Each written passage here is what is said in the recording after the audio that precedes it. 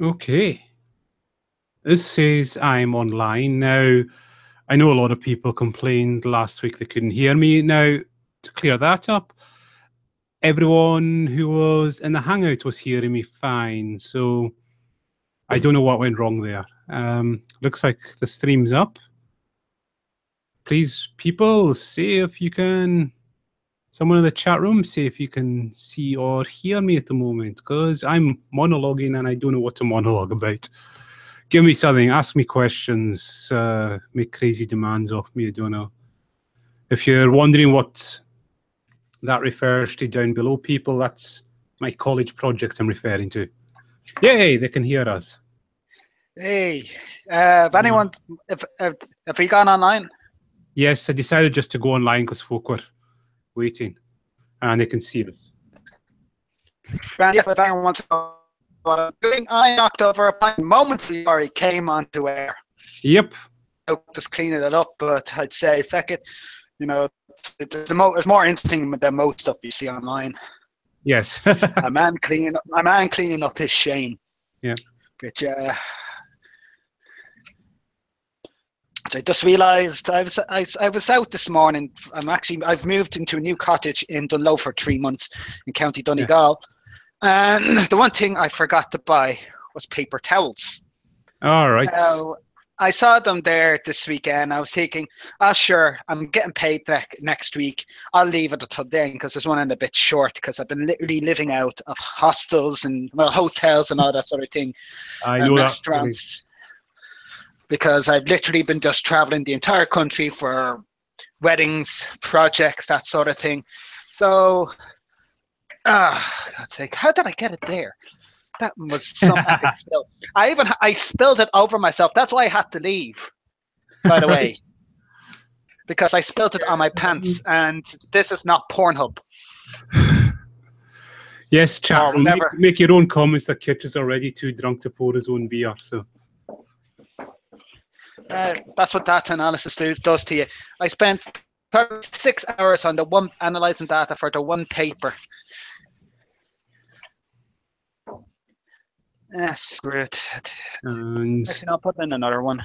And I've spent all day buggering around with answers to get little beads to put a force of the equivalent of air at Mach 5 on them to see what happens. Perhaps.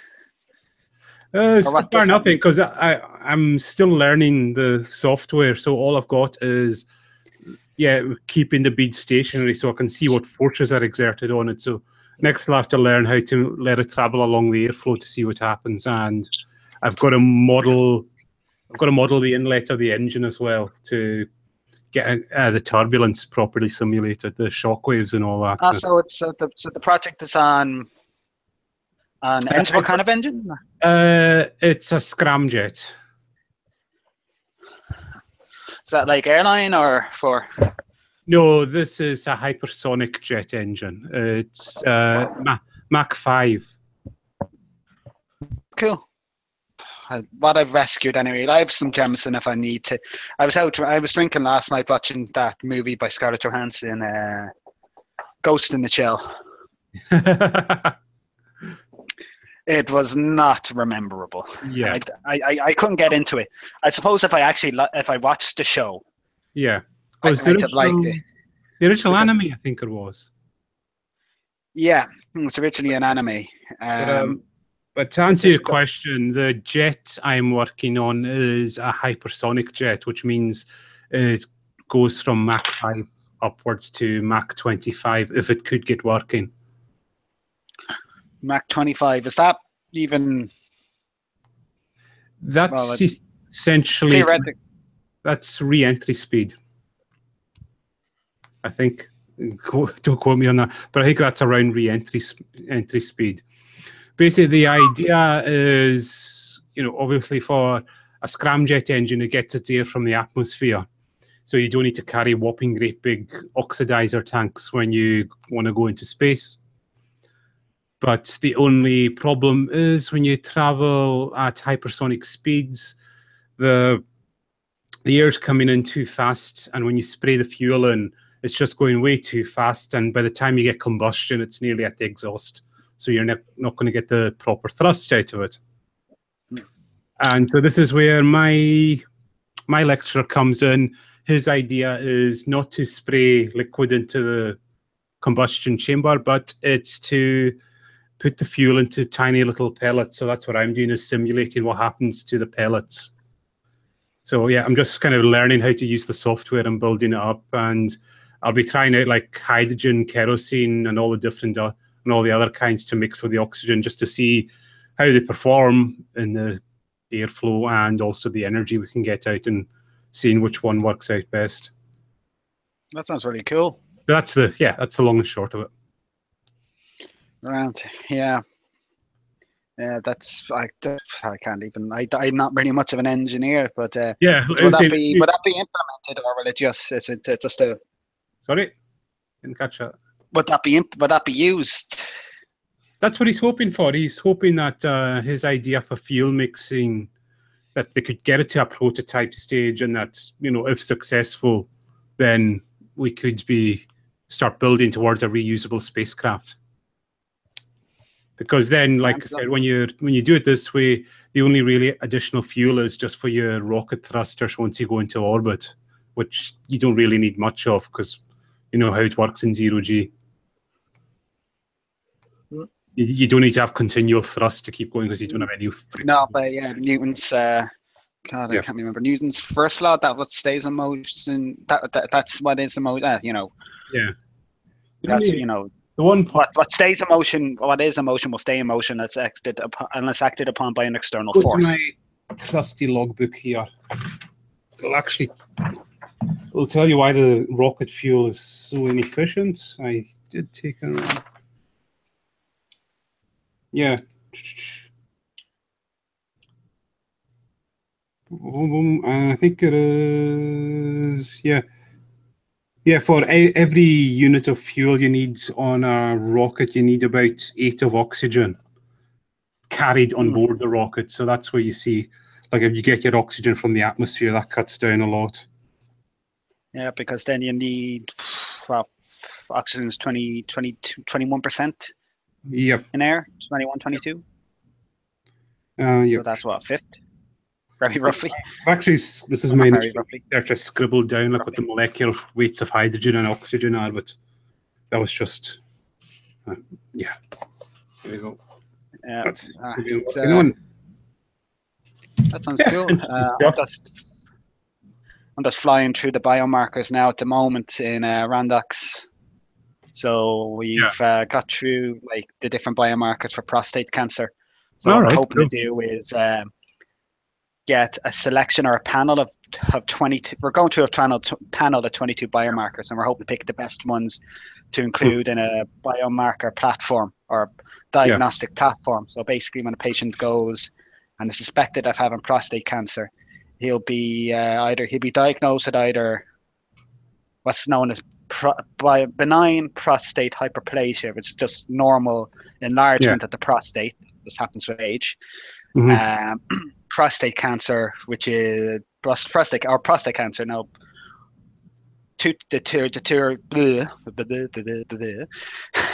so for prostate cancer, you can have low-grade disease, which is not really life-threatening, so you don't really need to know about it. Most men who have prostate cancer will die with it rather than from it. And then there's the aggressive type, which is more likely to spread into the bone and cause death. Metastasis, the aggressive kind. So what we hope to do is have a platform that will tell between the benign hyperplasia, low-grade, and high-grade disease. So that basically means that a patient with high-grade will then go on to have a biopsy to confirm it. But if you have low-grade or benign prostate hyperplasia, you'll just be put on active surveillance. That basically just means just keeping an eye on it. Okay, yeah. Because having a biopsy is not that pleasant. It's called a TRUS biopsy, transrectal ultrasound biopsy. Basically, it looks like a scene from an alien abduction, because to get to the prostate, they have to go through the rectum, and it's a very invasive procedure. Yeah. and to have treatment and all that can carry its own risks, mainly incontinence and erectile dysfunction. Oh, jeez. Cool. So we're working on very different areas. uh, even just today, that paper that I was working on was on probiotic treatment for mastitis, for bovine mastitis. So, is that from your last year's kind of work, was it? Yeah, in UCC in Czech. So the trial is complete, and we're just waiting on the patent to be issued before we can actually submit the paper. So it's because it's on the formulation itself. So just commercialized. They're hoping to start a startup from it. Right. But considering that it's something I made in the lab, it's something that I was making in the lab. It's just interesting to see that it's actually as good as the commercial stuff, which is kind of cool. It's like, I just made this here in the lab and it's doing as well. I think that's more to the fact that mastitis is so difficult to treat rather than the fact that I'm a guru in the lab, which of course I'm not. Yeah. I'm more of a natural disaster. I'm a hurricaneophilia in the lab. No, I'm just going to put this link in the chat. How bad did you guys get hit bad by that hurricane? Or no, really, it was okay here. Just a few ferries cancelled. Not much else. Still able to go for your run. Yeah, for my runs in the morning. Yeah, here wasn't as bad. Like in Donegal, we were kind of glanced at it, but Cork got the full blast of it. Like, did you see some of the images that came from Cork? No, I didn't really pay attention to it much. Sorry to say, but we saw the odds kind of tree down and all that. So the roof of the Douglas gym, the gymnasium Douglas School, that was ripped off and blown into somebody's back garden. You can actually see it as well. I think one of my mates actually sent me a picture of it as well on the WhatsApp group. Yeah. I just get flung into a house, but to a garden. The roof got ripped there in I always forget the name of Cork, Patrick Street. I think it's Patrick Street in Cork City. And luckily it was deserted, but it just went flying down, and that would be usually packed. It'd be like the main street in Cork. The football, the soccer, the soccer stadium. I can't remember which one. The one where Cork City play. Oh yeah, I can't mind. Yeah, I did. Yeah, that's the picture I saw now. Yeah. But then also I was hearing from a mate of mine who actually still works in Teagasc, where I was based last year. Their power went down completely, and they're -80s. They're freezers where they keep all their samples. Yeah. They should go back to an emergency power supply, but they didn't go back. Now, luckily, they caught it in time. It was down to -20, but sure, they got it back on the power. But geez, if they didn't catch that, that would have been a disaster. A lot of important samples just gone. A lot, and that's culture collection as well. So, all right, that wouldn't be very good. But apart from that, really, Dublin got it bad. Kerry got it bad. Though, one of my friends in West Kerry texted the group saying, sure, it's just another day in rest, Kerry.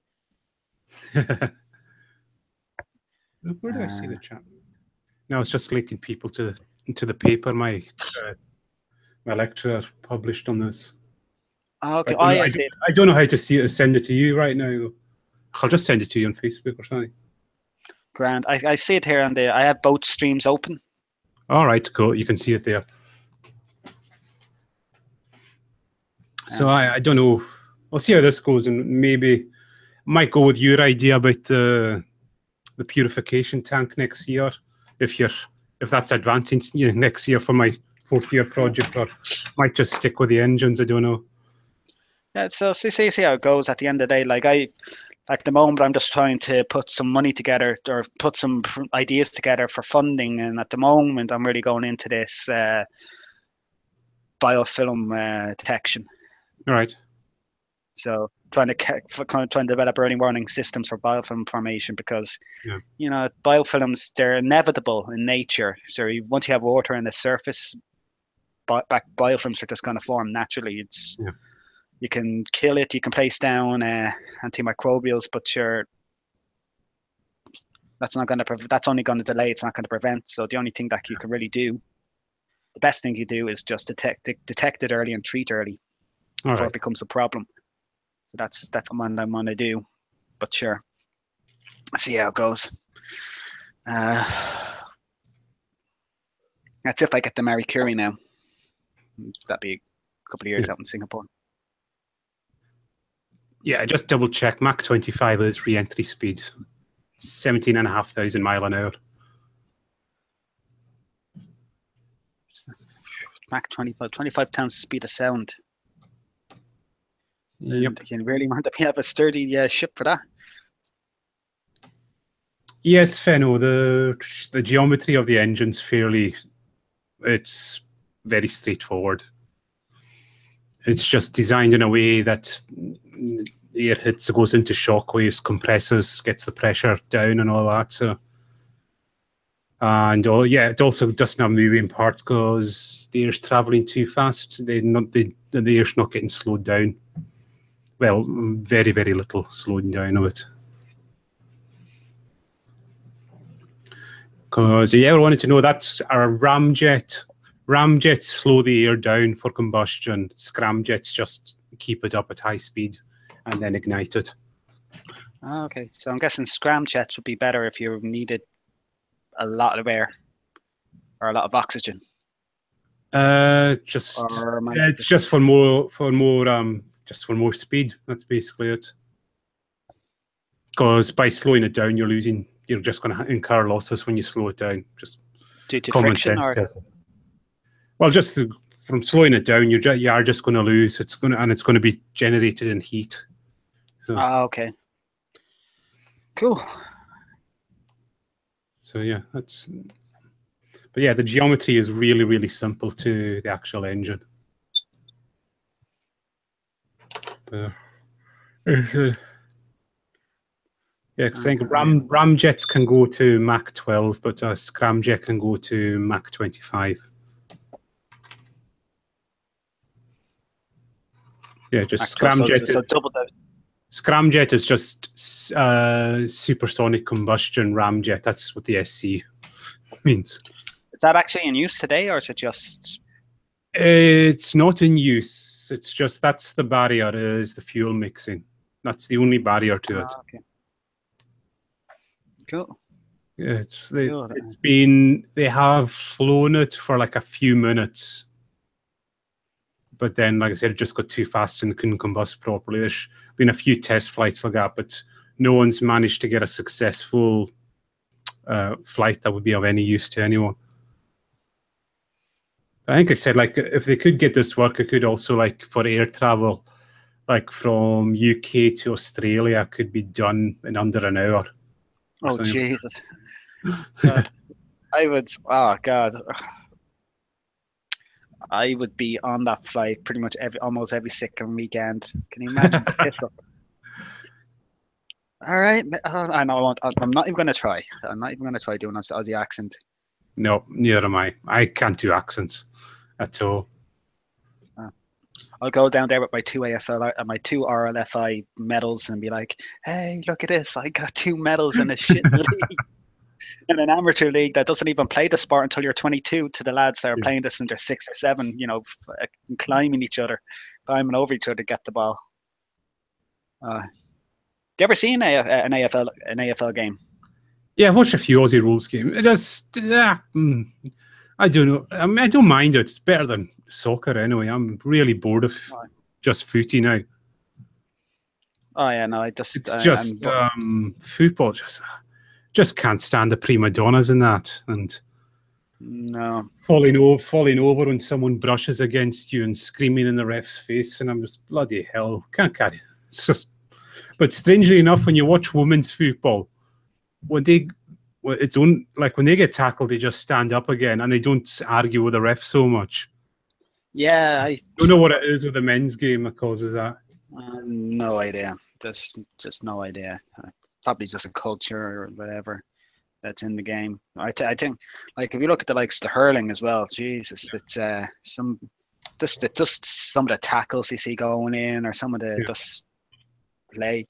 Like I think there was one point, and was it last year's All Ireland final, sometime during last year's season of the hurling, where pretty much one of the lads lost his hurl in order to block down this other player who's pucking this ball. Now, mind you, this is a baseball, and he's pucking it with this big, huge, basically like a baseball bat, just right at the end, just pucking it, and he's trying to block it down with his bare hands.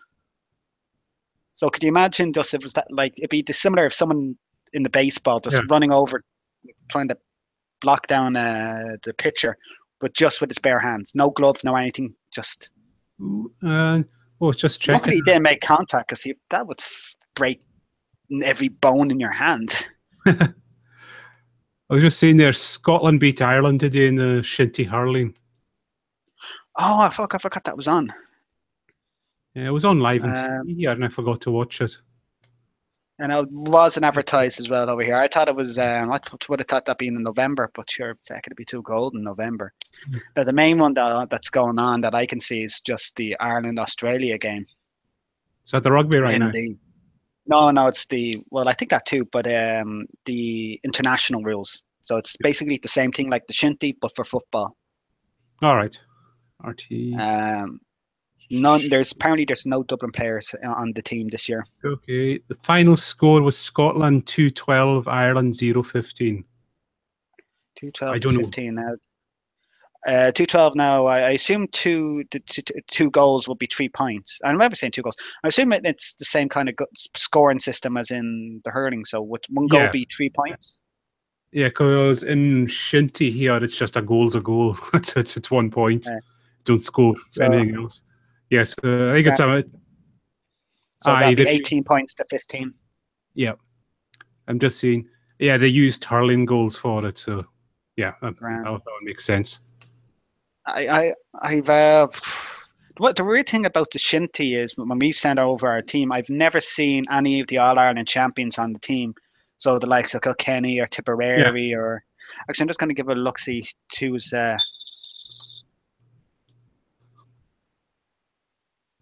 Shinty International 2017. No,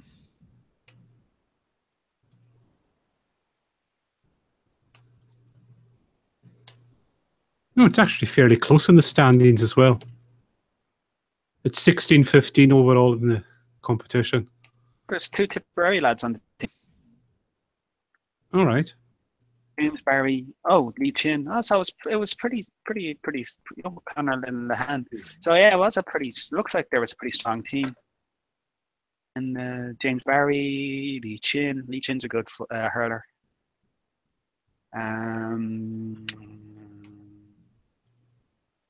John McGrath's okay. But yeah, there's a few players there that I just wouldn't suspect. James O'Connor. Oh, it's from Kerry.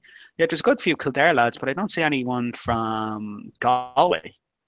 Right. Are they the shinty? Are they the hurling kings? Like Galway. Well, this year Galway won it and won the final. Kilkenny would be considered the strongest team in the country. That or Tipperary. Well, traditionally they're the strongest, Tipperary or Kilkenny, but this year they weren't that great. But that's what it is. Yeah, you have the October game is in Scotland, and then the next game in November, that's the one played in Ireland. Grand. So I think last time was I'll have to go to that. In Cork? Croke. Oh, Croke Park. Oh yeah, 2015 that was played? Yeah. Yeah, that was they played that along with the international rules, the game against Australia.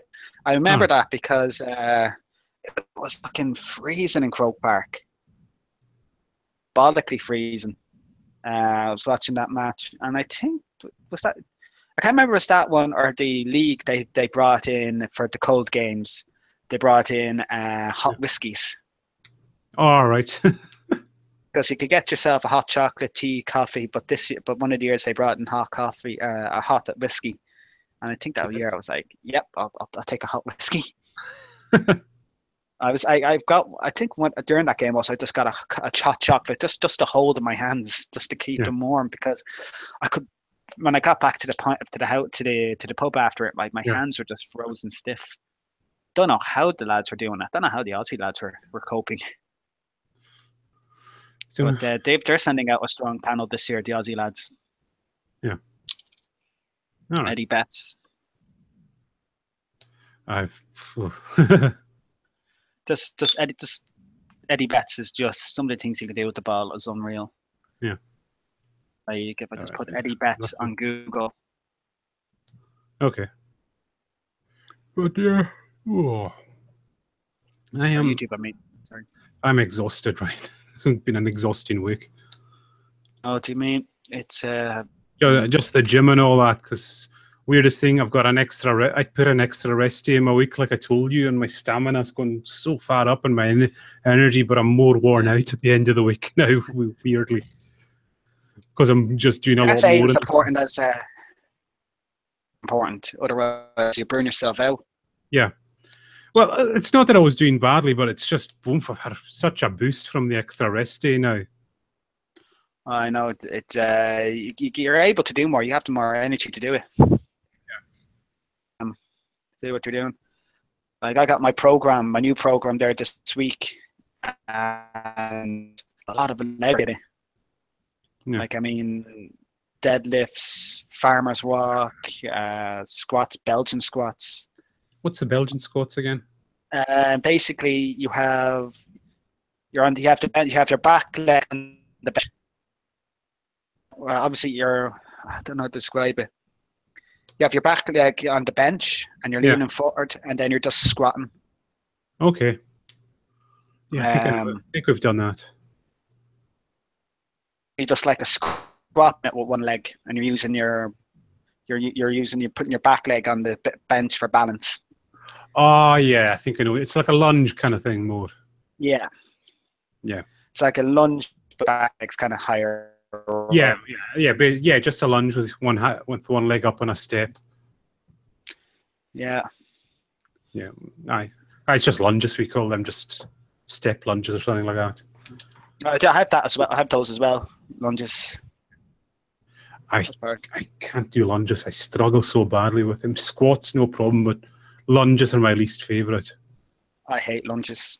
I don't know what it is about them. But getting back up from a lunge, it's just, and especially when it's the explosive lunges where you're jumping alternately. Oh yeah, I hate those. It's just mainly for balance for me. Yeah. I don't know why the lunge. I don't know if it'll be like when I lose more weight or something, I'll be able to do them better. But no, lunges, I struggle with that. And push-ups, strangely enough, but it's weird how different people in the class, they all struggle with something different. There's an exercise, you think you should be brilliant at that. Yeah, like push-ups for me are okay. You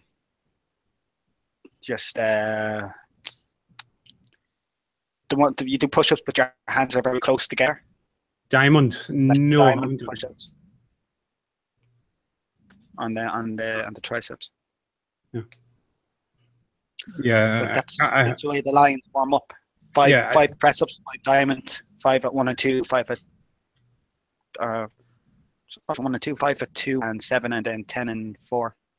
Yeah, I just struggle with push-ups just in general. They're just not my thing. Sit-ups, I can blast sit-ups out all day long if you wanted me to. Quite enjoy sit-ups. What about crunches? Yep, good with them as well. I'm good. My core exercise, I can really blast quite a lot of them out. Only one I'm not so good with is bicycles. So when you're lying on your back, elbow to knee bicycles. Oh yeah. I'm not so good with them because I'm just a bit clumsy with my feet in the air like that. I'm more just, I can't seem to twist. Yeah. That's the thing. Just balance and coordination is a bit off there. But things like Russian twists, I have no problem with them either. What about plank? Yeah, that's all right. My time's getting better with that. Most people can plank. It's just a question of how long you can hold it. Yeah. I've never challenged myself to see how long I can go for a while. Like back in my last routine or last checkup, the rest of it was about minute and a half, 2 minutes, and I was struggling. Yeah. Like I probably shouldn't have give up like half a minute, like 30 seconds before that. But she was like, yeah, this finish up there. Everywhere was shaking. Like I've never, like everywhere. Yeah, because it was like a few weeks ago, because the boot camp, like I've told you, it's coming up, and it was right after it was our Tuesday class, which is what we call, it's just like a 45-minute long burn, that class. So do you want to sign up? And I couldn't actually sign this sheet. I was shaking and sweating so much over the paper, and just put my name down yourself. Like, I'm good for it. So. Yeah, I've had that a few times, just finishing the exercise, finishing the class, and I'm just shaking and sweating so much. That's classes like that for me. Yeah. Sorry? Just box fits like that for me. Just yeah. They usually get one of the. There's this German guy in the gym that does that. I think that class, and he yells at you. It's kind of motivation there. But if you do really well, he does come over, slaps you in your back, gives you thumbs up, but really aggressively, so you feel even more frightened, but complimented. Yeah, it's an odd state of existence. Yeah, as I said, that Tuesday class, like it's constant thumping music over it, and the teacher, she's shouting over it, but like she's shouting encouragement at you, so it keeps you going. Oh yeah, that's what I found about most classes. So there's this British guy there. Yeah. He think about everything, and like sports. I can't remember. It's like it was fitness for sport or something like that. Right. Fitness strength for sport, and pretty much it's a lot of running, jogging, on the spot, jumping, and sprinting. You have to sprint around the class, and then he goes into the middle and starts high-fiving everybody. Yeah. Oh, by the way, I read our guest for tomorrow's book. The one that's you'd really enjoy that book. It's quite interesting. Yeah, what's it? The zombie apocalypse. I'm gonna try and find out. Yeah, zombie autopsies. It's written from a point of view of a researcher, and he's trying to do the science into figuring out a cure for what's going on. But it also points out some of the problems, like why do zombies want to keep eating when they don't put on weight? Which you never really think of that, but it's written like it's a really interesting book. Like he's writing it obviously from his own. I think he's a medical doctor, the guy. I guess so. Exceptionally nice. Just from this point of view of the zombie, is it Walking Dead like zombie, or is it 28 Days Later zombie? I think it's Walking Dead. I think he goes for the kind of classic zombies. Cool. Grand. So should know a bit about the. Yeah. They don't really let on about what's causing it in The Walking Dead. No, they didn't say that either in the comics at all. No, and I'm only up to just after All Out War. Yeah. So I might actually start up again before. The problem I just have with the comics is I keep feeling, I just think, how on earth are they going to end this? Because it just seems to keep going and going, and that's what kind of wore me down after a while. I think, what's his name? Who makes them now? Robert Kirkman. Yep. Am I right? He's pretty much said that he's willing to write until he runs out of ideas. The end of time. Yeah. All right. But it's to the end of time, or until people just want him to stop. Really, like he's really like that's what he enjoys writing the comics. Yeah. But I'd be interested to see. I think if once he runs out of ideas and he's like, "Oh, sure, I'll just end it." I'd be interested to see how he's going to. When I first started reading that, there was like 12 volumes out, and I got the first 6, and it's not very often that books I won't go. I'll just stay up all night to finish, and I was like that with the first 6 books. Every night I was just staying up way too late, but they were just so gripping, the first few comics in that series. Yeah, oh god, those. That's the amount of time I was finishing my PhD, and I was just I banged out most of them. Yeah. In like the first couple of weeks, like I was reading them on holidays and everything. It was they're just so gripping. I think they're much better than the show. I'm always reluctant to say if a book's better than the show. They're just different. The first two seasons. In terms of grippingness. Yeah, the first two seasons are fairly similar to the comics with some differences, and then after that, the show just seems to go in its own direction. Seems to come back now to the comics too much as they can. I liked the first season. The second season I liked. It wasn't the best season, but it was still good. It still kept me. Was it the end of the second season where they went to the CDC? First season CDC. Second season was the farm. Yeah, I absolutely hated that whole storyline, them and the CDC. Well, it was just and then at the end of it, it was just utterly pointless, I think. Yeah, they're absolutely nothing. I was there. Well, you're either going to give some answers here, or you're just wasting time, and they just wasted time. Yeah, but I think that was more trying just to set up what's causing the zombie apocalypse. Yeah, or the rules. I think they realize. Yeah, I think they realized. Yeah, the cause of it's not really the interesting part in that show at all, or the story itself. It's more of just how the survivors react and cope and interact with others. All that. Do you ever play the games? No, I haven't played the games.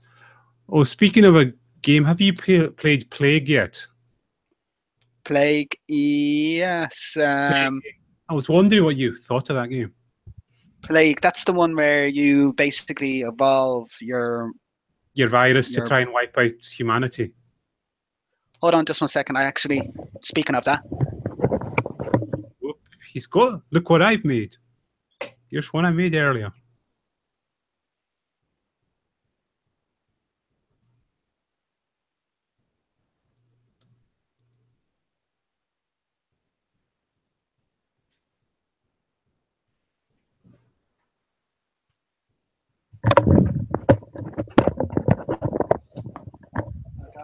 This Comic-Con. Oh, nice one. Remember your mic, Kitch. Your mic. Sorry, I keep on forgetting because I've been so long on the laptop mic. All right. Yeah. So basically, it's just a board game of Plague or Pandemic. It's pretty much. Yeah, I tried to play it the first day. It's a bit complicated to start up, but once you get the hang of it, it's pretty. Oh, cool. Pretty all right. I might get the other one where you actually have to stop the disease, apparently, because that looks like there's more. All right. More to it. But have you played the computer game of Plague? Yeah. Yeah. Now, what did you think of it? Just from the science of it. I don't remember now, because I think it's Plague or Pandemic. I can't remember which one I played.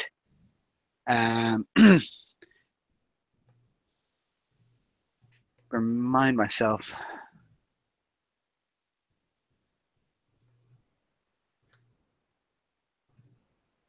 Oh yeah, that's been a few while. Just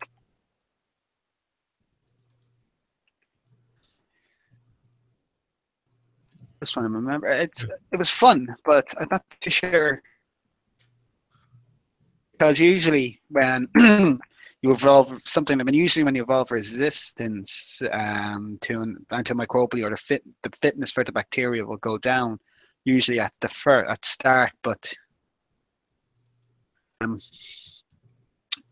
virulence.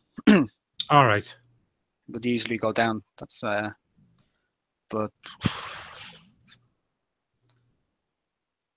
yeah, but so I like that you can choose. Can you choose?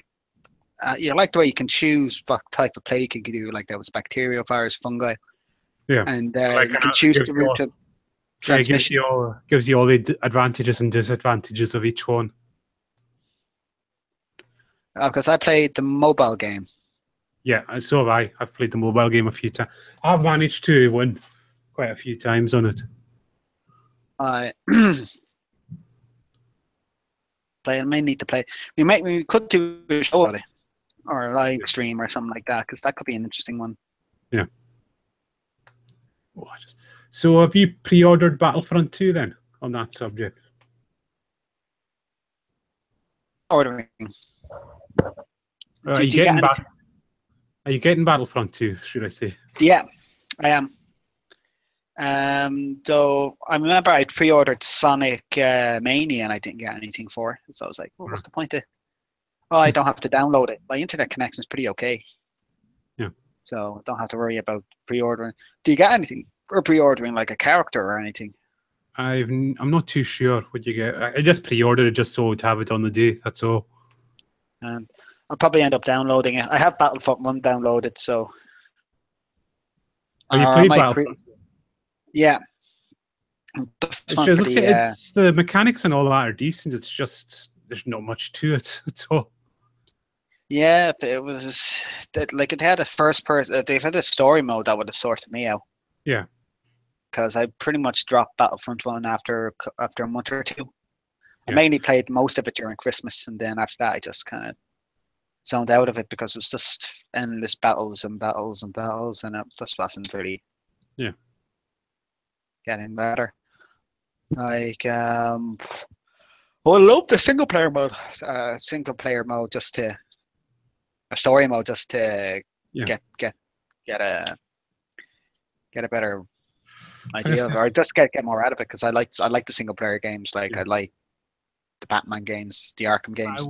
I would love to play first person shooters online, but I'm just too bad at them. I just get killed constantly, and you just go, "What's the point?"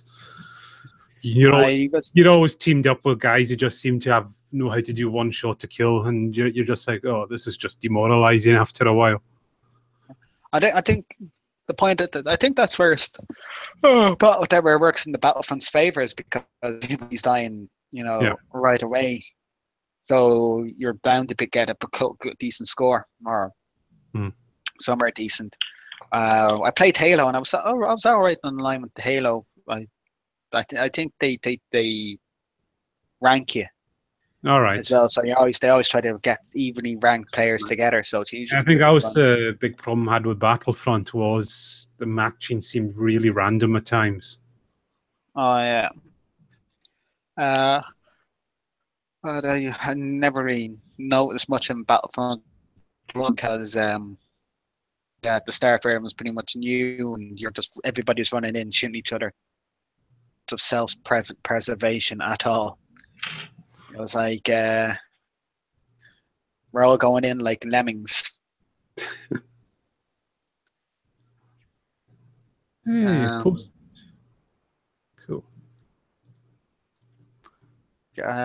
Just gonna check the chat room. Do you have any people in the chat? No, chat's gone quiet for a while. Say something controversial to get the chat going up and running. Oh no. Or not that show. No, definitely not. Try and avoid that as much as I can. And we'll leave it to the chat to guess what show we're talking about. It may surprise you. Yeah, Kent Hovind fans haven't turned up on that video yet. They were usually, in the old days, they used to be really quick to run along. I think it's fairly hard. There's a fair Kent Hovind now. I think they've all gone, I don't know. Yeah. Defending somebody else. But I don't know. Kent Hovind. Creationists just don't seem to be as active as they used to be. Well, I don't know what it is, but I think they just gave up on the YouTube, or most of them have, or they've found something else to get bitchy about. Though I don't know. Sorry.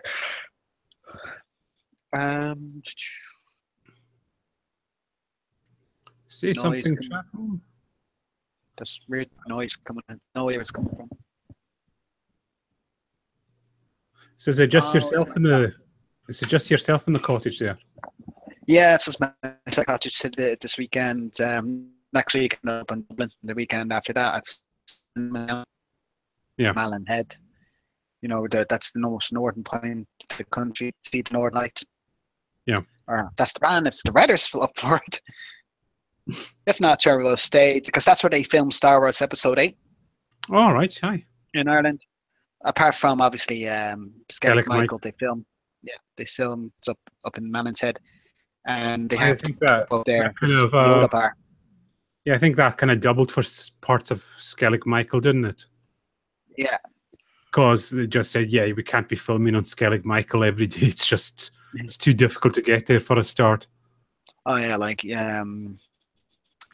only had to film one scene on Skellig Michael Yeah, for the last one, so yeah, that's pretty much a 1 day job, really. If they were really working hard. yeah, you got to minimize it because they say it's actually quite rare you can actually get out there because you have to wait for the sea to calm down. Yeah, like I tried to get onto it last year, and nope. All I got to do is see it from afar. Hopefully, I will try to get onto it next year, but sure, you never know. Yeah. At least in Donegal, you just have to drive. I think it's an hour drive actually from here to the Skellig Michael. Have a look, or not Skellig Michael, from here to Mallinhead. Is that where you get the boat for it? You don't have to get the boat. It's inland. Well, it's kind of coastal. Sorry. All right. Yeah, it says it's a peninsula. So from here to Dunlow, it's about 100. It's 100 kilometers. It's in the same county, mind, and it's the R25, and it's about now. It's 2 hours. So yeah, no, now we're in 45 minutes, and it's about 120 kilometers. Mm-hmm. So now you're probably a bit more than that because the roads here are shy. I was going to say, too fast. Are you far from the border there? About an hour, 40 minutes. I think it's between here and between an hour and 20 minutes. All right. Because it's about maybe more actually. I think it's about 2 hours between Dublin and Omagh. So maybe 2 hours between Dunlow and Omagh. Okay. Lifford is about an hour, I think. Right. Which would be on the border, Yes. Donegal, Tyrone border. Yeah, I actually have some sterling left over that I need to exchange this week for my last trip to Belfast or Crumlin and Antrim. Yeah. It's an interesting. So it was an interesting induction. Apparently, Randox, they've offices all over the world, but since they were founded in Antrim, they do all their induction in Antrim. So it doesn't matter if you're in Dunlow or Hong Kong, you have to come to Antrim for your induction. Now, if you're in Hong Kong, you do 2 weeks induction in Antrim to make it worthwhile, and they obviously pay for everything. But it just seems a bit, I don't know. Oof. Don't know why they can't do the induction in. I don't know. Maybe they just have the staff for the induction in Antrim. Yeah. Just some random place. You're living out in Hong Kong. Like, oh, I have to go to my induction. Oh, where do you have to go for that? Some place called Antrim.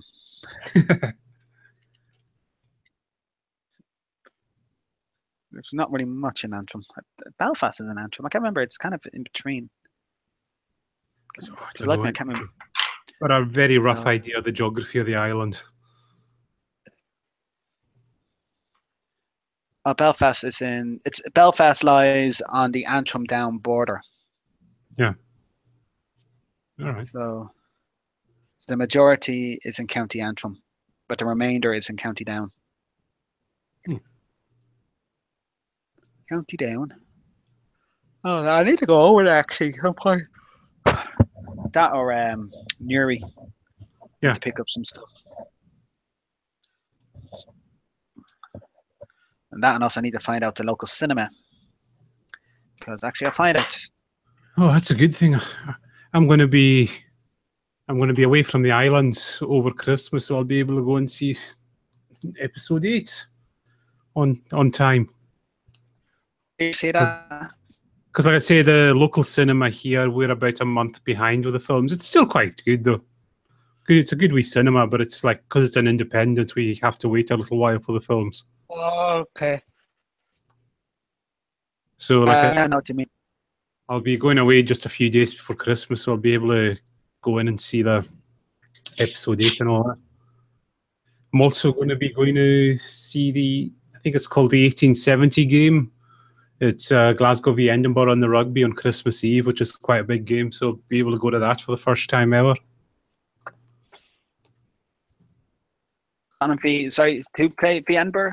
Glasgow v Edinburgh on rugby on Christmas Eve. Okay. So it's just the big derby game. They always have it on Christmas Eve. So sounds like it'd be some crack anyway. Yeah. Well, like I said, I can't drink at the moment, so it's quite good. Yeah. It's interesting being the sober one all the time. It's kind of interesting to observe everything from that point of view. Oi, it's bloody hell, eh? Empty without brains here. I haven't heard from him in ages. What are you doing, you fucking sheep? What are you doing, you sheep shagger? See if he responds to that.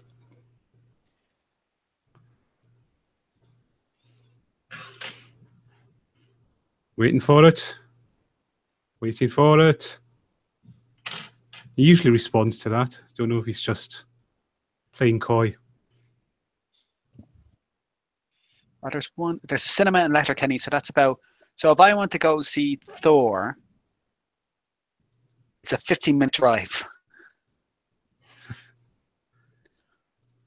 Or I can get a flight to Dublin, which would be an hour. Yeah. And half an hour. Sorry, half an hour flight to Dublin.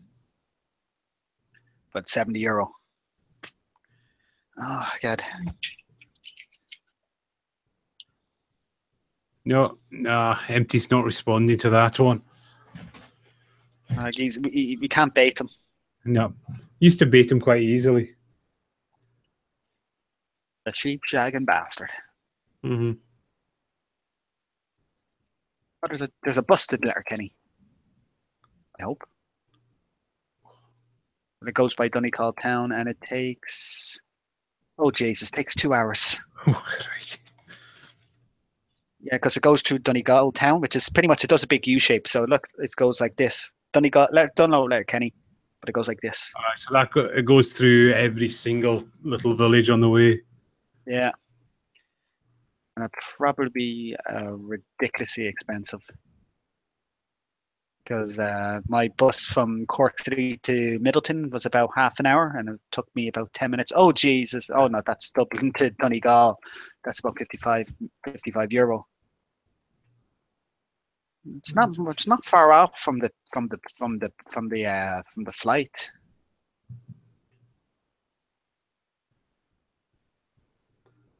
The 1872 game. That's what I'm going to on Christmas Eve. Oh, the autumn rugby starts soon. That's something to watch. Yeah, the autumn series. Yep, Saturday 11th for us.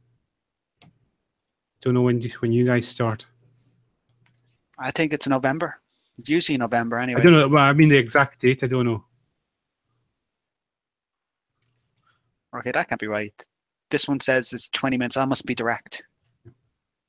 But 20 minutes from here to Letterkenny. I had to do that before, and it took me 50. But maybe I was going a little bit slower. Maybe there's a faster route. But sure, worry about that next week. Week 2. Oh, there we go. First Ireland game is Saturday the 18th. Playing Fiji at the Aviva. That's going to be freezing in November. 25th of November, playing Argentina at the Aviva. I think that's it. On Ireland. Just 2. Oh, no. Sorry. Oh, yeah, you've got a game on the 11th. You're playing South Africa. But South Africa you see that a few weeks ago, they got beaten like 57-0 by the All Blacks, that's scary stuff, that. The All Blacks. Yeah, but it's the All Blacks are just unreal. We were very happy to beat them once. Yeah. Last year. Was it last year we beat them? Yes. Yeah, it would That have was been the first last year. time Yeah. he's beaten him. Yeah. Oh, yeah. It was actually it was this time last year. I remember we were watching it. Around Halloween, and we were out at some sort of haunted house. Yeah. We come back, and next thing everyone was watching it. And one of my mates, he's sick of the Irish rugby team. Like every time we do something well, they'd be looking to win the World Cup and they'd be expecting to win everything just because they win one friendly. So he was rooting against them the entire time. It's like, I know we'd be beaten. Every time it's like, oh, Ireland are in the lead. Fuck's sake. I was like, what the hell? It was just like, gosh, he was against rooting against McGregor as well, just because the fans were just getting obnoxious about it. Yeah, like, that's that McGregor. What was his name? Mayweather, wasn't it? Yeah. I just could not get interested in that fight, and I was seeing all my mates over Facebook getting so wound up and into it, and I was just saying, this is just it's money, and that's all that there is to it. It's a freak show for money. Yeah. I have to say I love the memes that have come out of him. Yeah, that's about it. Oh, we've got Micro here. If Micro wants to join in, I think I can PM you the link, Micro. Give me a second. Just so we got someone else. We've been waffling away to each other. Yeah, it'd be good to have an intermediary. Or at least another biologist to give you some. Oh, Jason, yeah, you'll have the Micro. You have the engineers outnumbered 2-1. Where is he? Yeah, there he is. And where is it? It's there, and we shall send it free. Okay, Micro, if you check your Facebook, I've given you the link. You can hop in. May need to do some cleaning tomorrow, but sure, if I can, be grand. It's weird. My landlord just said, "Oh, just tell me when you be away, and we'll get some people to clean the apartment." Oh, bloody hell, that was quick. Hello. Hello. Speak. Yeah, I'm here. Yep, there you go. I've got something now. How are you doing? I'm pretty good. Just finished taking a look at. So, what are you taking a look at this time? The truth about cancer, specifically using baking soda to treat cancer. I've heard of that before. It's pure utter bollocks. It's fucking bullshit. The best part was they actually ended up cherry picking some research into using C13 labeled bicarbonates to make make tumors visible in MRI. They cherry picked that research. So I didn't know that was a thing. So I actually learned something from what they cherry picked.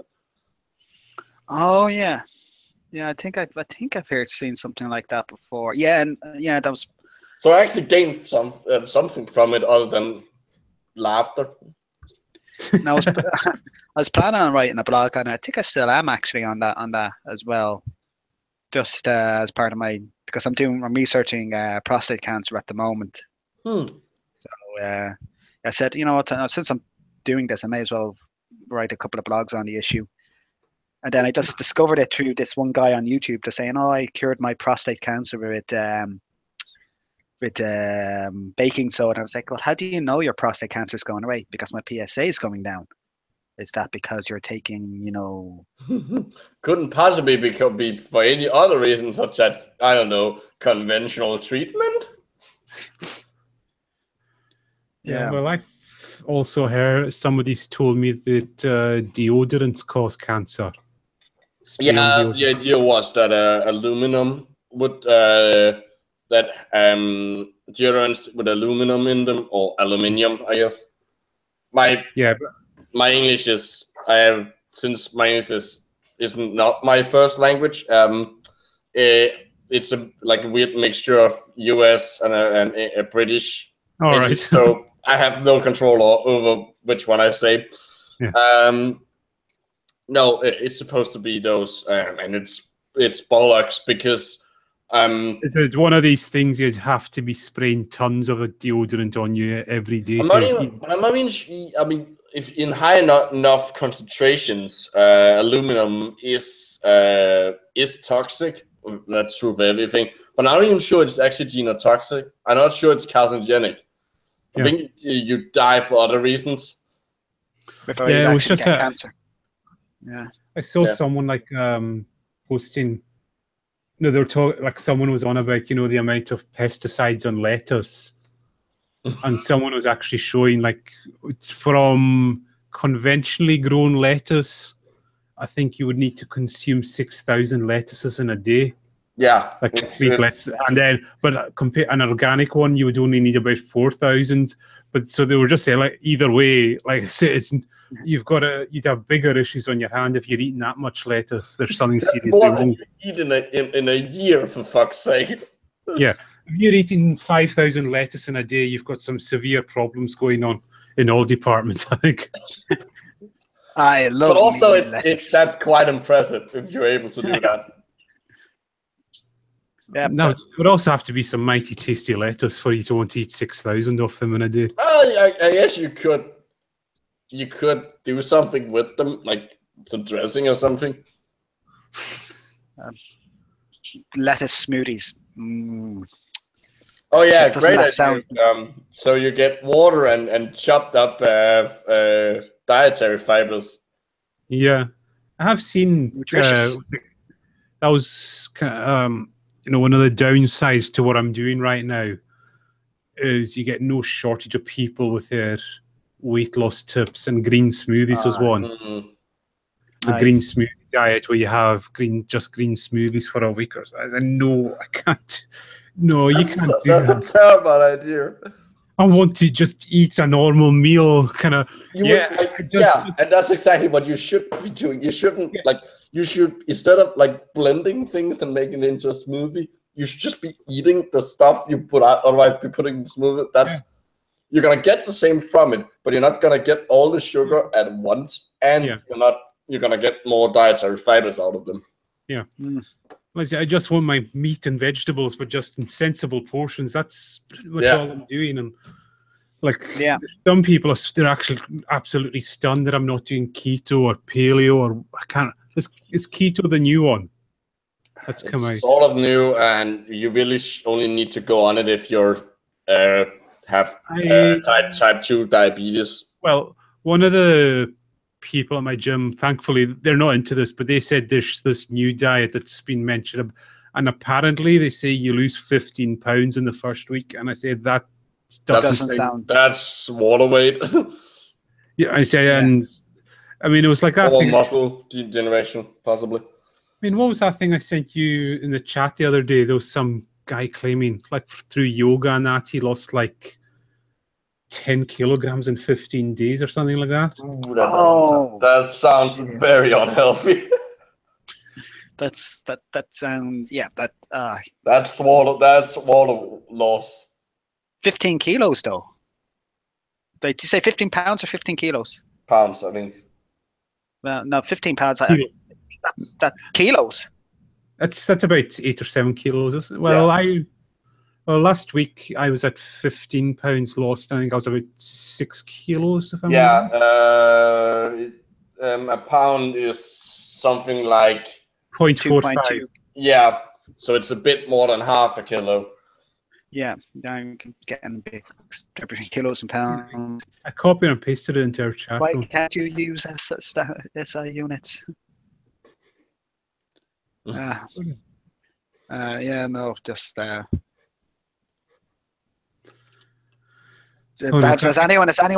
anyone suggested omega oils or vitamin C or vitamin B, vitamin D or vitamin C? I've had vitamin D recommended. Well, you are in Scotland, so yeah. I mean, as long as you're not completely thinking that's going to fix all your issues. I mean, people ignore what the word supplement actually means. Yeah, it's supposed to supplement. Yeah, and I don't get. I see some people up here. They say they get depressed in the winter. It doesn't bother me in the slightest. Like, I quite enjoy winter in a weird way.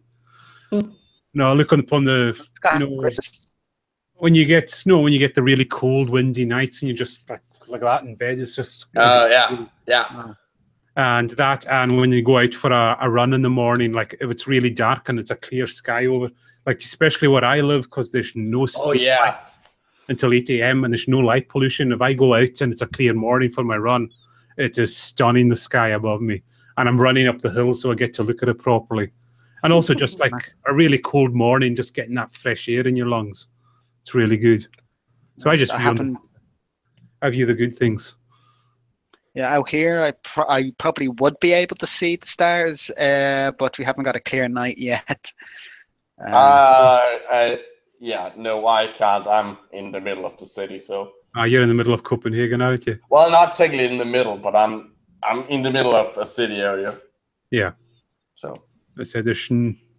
I can see stars, but it's not. Oh, here it was. Here's the guy who claimed, I lost 8 kilograms in 10 days. But just by having vegetable soup with fruits for lunch and dinner, along with dry fruits, almond, fig, walnut, blackcurrant, dates, and fruit for breakfast, I was also doing yoga for 2 hours every day. So in other words, he's mainly just eating sugar. Yep. That's mainly what you're gonna get out of that. 8 kilos in 10 days. It sounds impossible to me. That it depends on how much of it he was eating. My guess is it's water weight. Most of it. That's about. That'd be my guess. Yeah. Bloody hell. 8 kilos of water weight. Might be that's a bit. Okay, that is a bit much actually. I'd have to say there's some muscle degeneration. Yeah. Like, and possibly, I mean, yeah, because he's mainly eating sugar, but it really depends on how much of it he's actually eating. Yeah. Like nuts would have a little bit of protein in them, but I don't think I don't know. Oh, here it goes. I forgot this. Adds as a side note. Yoga has almost completely cured my grandfather's diabetes. Bullshit. Yeah. And hence I am sure of its effectiveness. Also, I love how it's always it cures diabetes. It's never which kind of diabetes. That's never mentioned. It's never. It's just diabetes. And he for some reason he adds, I am Indian and yoga is a way of life here. He just throws that in for no. That's nice. Good for you, I guess. Good for you for having a nationality. Good for you for being born somewhere. But I do find that a lot. I don't know if you find that as you guys find that. But the second they hear it's some Indian traditional, they think, oh, they know what they're talking about. They're wise and spiritual. I get it. Oh, we've got a question there in the chat from Awesome Avengers Faithful Canine Sidekick. Oh, that's cool. You heard? That is a cool name. I send my compliments. Have you heard of MMS? Yes. What's MMS? Miracle Mineral Solution. No. It's industrial bleach that you put up the butt of autistic children. Miles did loads of videos on it. And it's basically used for everything, but I always bring up putting it up the butt of autistic children because that's the most horrifying one, where they end up shitting out the linings of their intestines, and the people promoting it interpret that as being parasites. Oh, you've been trying to get their YouTube channel shut down. I didn't know they had a YouTube channel. Presumably, he means because the main guy promoting it is a guy called James Humble. I think it's James. It's Humble. Yeah. He's a bishop in his own church called Genesis 2, and it might be that could be what he's even more Genesis-ier than Genesis 1. Yeah. Genesis harder. Genesis 2. This time it's personal. Genesis 2, Electric Boogaloo. It's an idea. That's an idea for a show in the future to do one about diets and all that dietary woo. Oh, definitely. Yeah. That'd be cool. I would ask anyone watching their channel to go MMS testimonies. Okay. I think I know what she's referring to. Yeah. I try not to. I probably will check it out later. I just try not to depress myself with that stuff, that sort of stuff. MMS and the AIDS one, the AIDS denialism one. That is really depressing. Yeah, but that's exactly that's MMS testimonials are that's the church Genesis 2. It worked in my child. He's no longer autistic. How do you know that? Because he's dead. Death cures autism. Note to self, and I do actually advocate death for a cure for autism. Legal disclaimer. It works 100% of the time. Yeah. Never heard of that MMS. So I'll definitely look that up. It's stupid. It's Miles has some good videos on it. All right, cool. I think there's even a League of Nerds episode on it. Yep. Did you see the one where somebody actually treated a dog with MMS on a YouTube channel? Yeah. And people tried. Was that MMS or Black Salve? No, Black Salve. That was it. Black Salve. Which is. Have you heard of that one, Cal? No, I haven't. I'm just saying in the chat there, he's saying they use this MMS on sick African babies. Yeah, they claim that it's both HIV treatment and malaria. Oh, fuck them with the broad end of a rake. On that, I've got a South African friend, and she's shown me the posters you get round the towns there for the witch doctors and all the claims they make on them. And it is seriously, what the fuck is going on in that place? What do they call it? The Sangomas are basically the witch doctors, but they're called Sangomas in their language. And just they put up posters about all the things they say they can claim and all. It's kind of scary stuff, and just the amount of actual attention they get. I think that's bad. Well, obviously that's awful. Yeah. Don't know. That's not the same comparison. But have you been keeping up? And I hardly doubt that you guys maybe have heard this one about what's going on in Ireland with the HPV. That is getting a lot. HPV. Yeah, I probably have, because the same a lot of HPV has been going on here as well. Partly because we were the ones. Denmark was our politicians were the ones who basically called for some of the stuff, the Czech stuff, stuff in that the EU did. I can't remember how it formulated correctly, but we basically we were responsible for a lot of the doubts, and now. Some of the doubts anyway, and now they just got the report back saying no, there's nothing in it. We did everything correctly. Basically, the accusation was that the company producing it had paid people, there was some conflict of interest. Oh yeah, I have a funny story about that. Well, not funny, depressing. So a couple of weeks ago, I was at my lab's end of year review. So it was kind of like the last big huzzah before I moved up to Donegal for 3 months. So it's a bit of fun that we were talking about our lab group, and this very topic came up because we're a cancer group.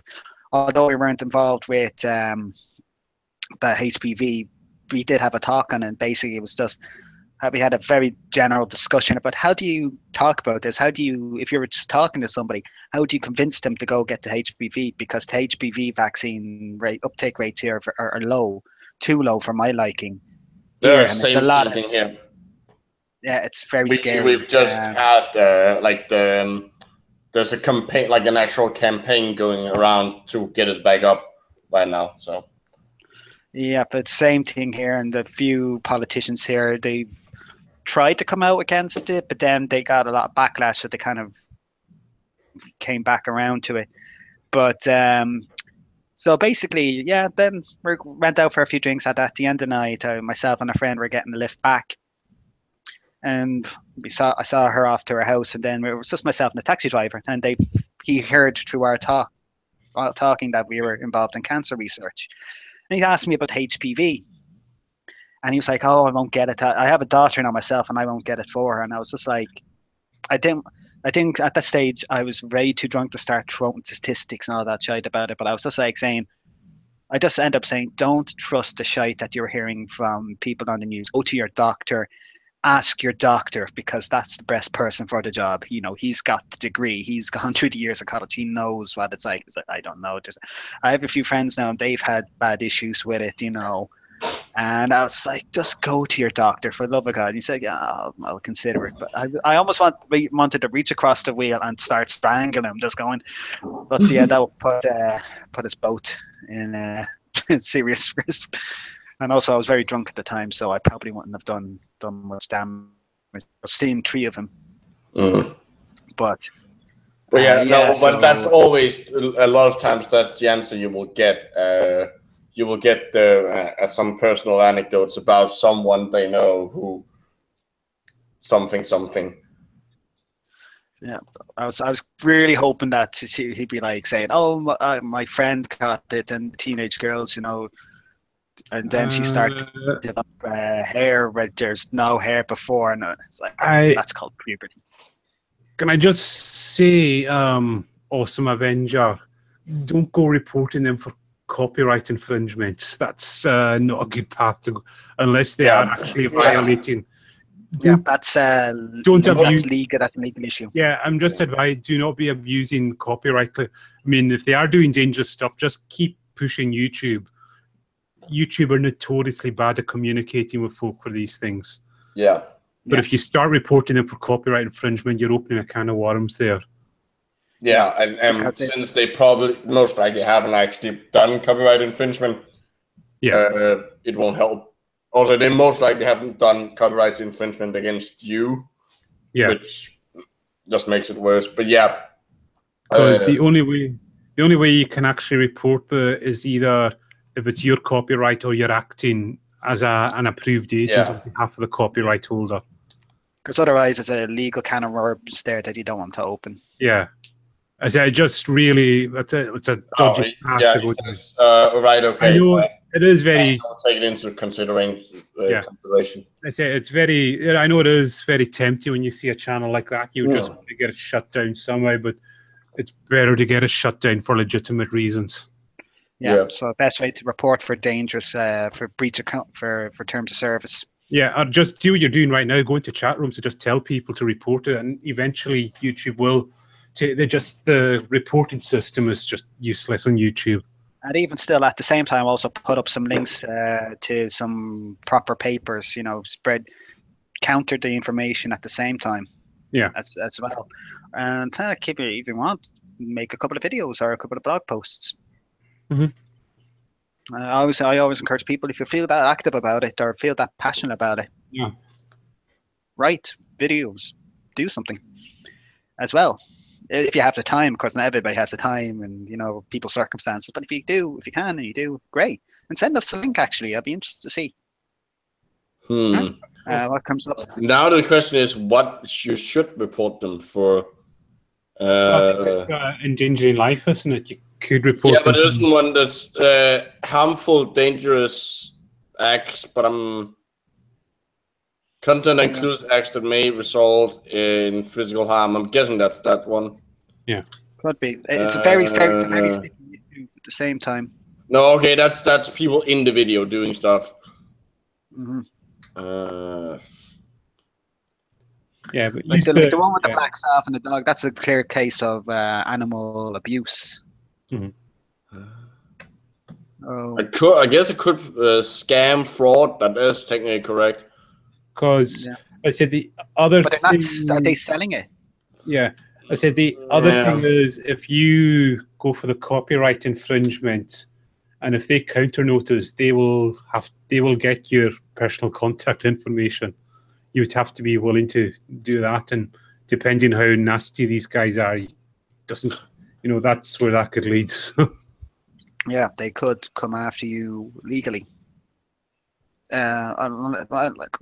can only come after you legally if you back up that counterclaim. Yeah, if you file a false one, and they can counterclaim, they can act legally on that. Oh, okay. And I mean, yeah, I think you could get out of it if you just prove that you filed it just in error. That's about it, but it's really difficult to prove those kind of things. But yeah, I say just go into plenty of skeptic forums and spread the word about it. That's what I would advise. Yeah, I'd advise that too. Just get the word out about and just debunk. Really, that's all you can really do. And it's kind of depressing. It's depressing, but sure, this is kind of a depressing topic. It is. Yeah, I think, like I say, I think we should definitely do a show at some point about dietary woo. Because just in my recent personal experience, that I've come across so much of it. Yeah, no, I same here. I dated a naturopath as well. Oh yeah, I remember that. That's one. And that was at the time we were interviewing Vance and all that as well. Yeah. Oh, that was hilarious. I don't think she watched that show. I don't think she did anyway. Did you watch any of her shows? I think, yeah, she did. What did she think? Just out of curiosity. She liked them. All right, cool. It's just the one thing. It's I'm always curious just what people think of the show, because I can't sit and watch them as an objective observer. Apart from there's been a few this year where I haven't been on, and that was really interesting to actually listen to the show, not knowing what was coming. There's another one. There's one coming up where basically there's none. Neither me, Kitch, nor Nathan. It's Jen and Natalie are the hosts on it, so that's going to be it. Because I have no idea what they spoke about. Well, I know the hormone one. Yeah, so I'm really looking forward to hearing that, just because I genuinely am clueless about the topic. So, I mean, that's why we gave it to Jen and Natalie, because myself and Nathan said we don't have a bloody clue about this subject, and anything we say is just going to sound really bad speaking to this guest or any of the women on the show. Yeah, so it's great to just let them have it. You know, they know about this more than any of us. So go at it, and I can't wait for that show to come out, because it's on my list of. Because you were quite interested in it, because it was quite scientific and that. Yeah, like that sort of thing, hormone levels. It's not something I would know personally, but it's something I really would love to know more about. At least when it comes to that sort of thing. Like I know about testosterone and prostate cancer, but I'll just check when that one's scheduled to come out. Because at the moment, since I'm in a company, in a private company at the moment, I'm on secondment for 3 months. I don't actually have access to YouTube or anything like that when I'm working. So I have a huge podcast to listen to when I get back to UC and start to get into the statistics of all the data I'm generating. I reported them. So, grand, I'll do that when I... Oh, crikey, I would update that one. So, come here. I ended up just saying spam, and then there's like spam or fraud, and and then just saying they promote dangerous, very dangerous alternative medicine, alternative treatments. Yeah, I think that's probably the best thing to say. They're promoting dangerous stuff. But sure. It's not the show next week, or well, it'll be the show you'll be able to listen to in about an hour or so, Micro. But it's the show after that's the hormones show. Oh yeah, Harriet Hall did a review of the book on science-based medicine, which and it sounded really, really fascinating. So I'm looking for. That's one of the ones I'm looking forward to. Yeah. I know. Well, Jen and Natalie, they really enjoyed it. So cool. Well, I will take that as a recommendation anytime. And what do we got? Yeah, I'll just be back in a sec. So yeah, oh geez, we've actually only got to record 3 more shows and we're done for the year. It's kind of weird. It's weird this doing them all so far in advance, because by the time they come out, I've forgotten like what I said in half of it, because that's the only problem when I put them up and there's people asking things in the comments. Why did you say this and that? I can't remember the show now. It's been a month since I'd said any of these things. Yeah, no, that's right. So, the zombies show's recording tomorrow. Yeah, I'm just looking. I've got to update the schedule here. So we got that, and we're reviewing that movie. Then, right, okay, got it, cool. And we're getting Abby back on, Astronaut Abby, to do another movie. Because we asked her about, would you mind if we did one show every new year? Oh, she would love to do that, to show how things are going. I'm trying to think of who would be a good guest for like a show about like diet woo. Yeah. I don't know. I'm sure there's someone. Yeah, I'm sure there has to be someone doing that sort of stuff. Maybe the science babe? The food babe.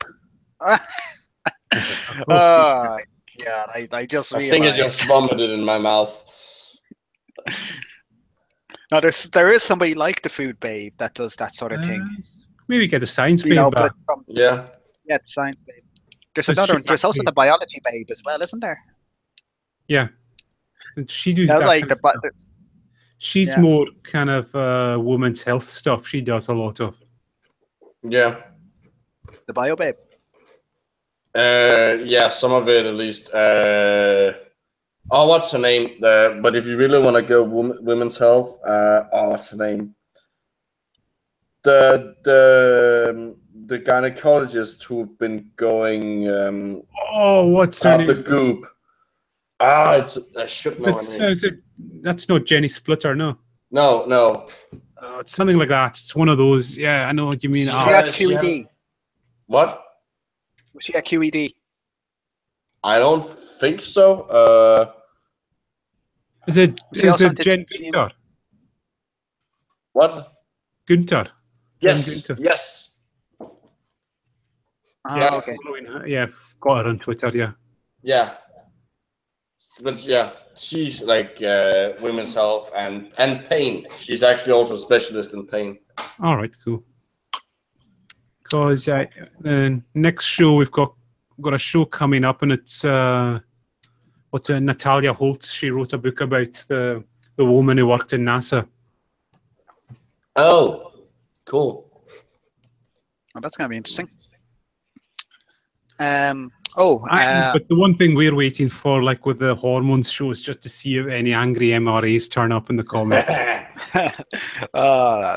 Of course they will, because Micro, I'm guessing you've read some of the comment threads on like where other shows have reviewed the book, and it's just full of such angry arseholes in that.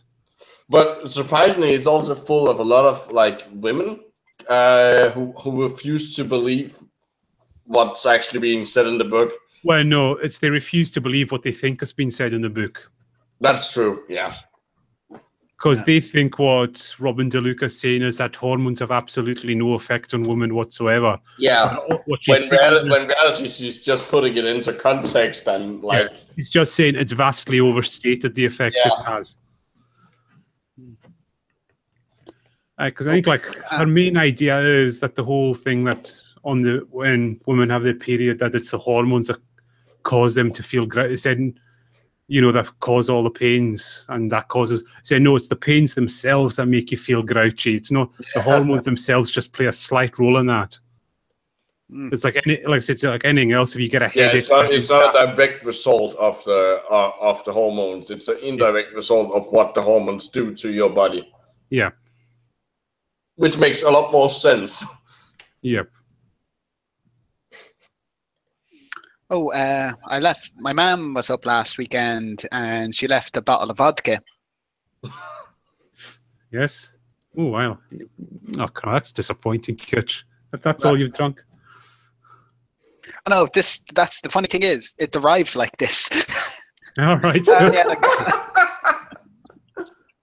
that's even more disappointing that you haven't finished it yet. Then.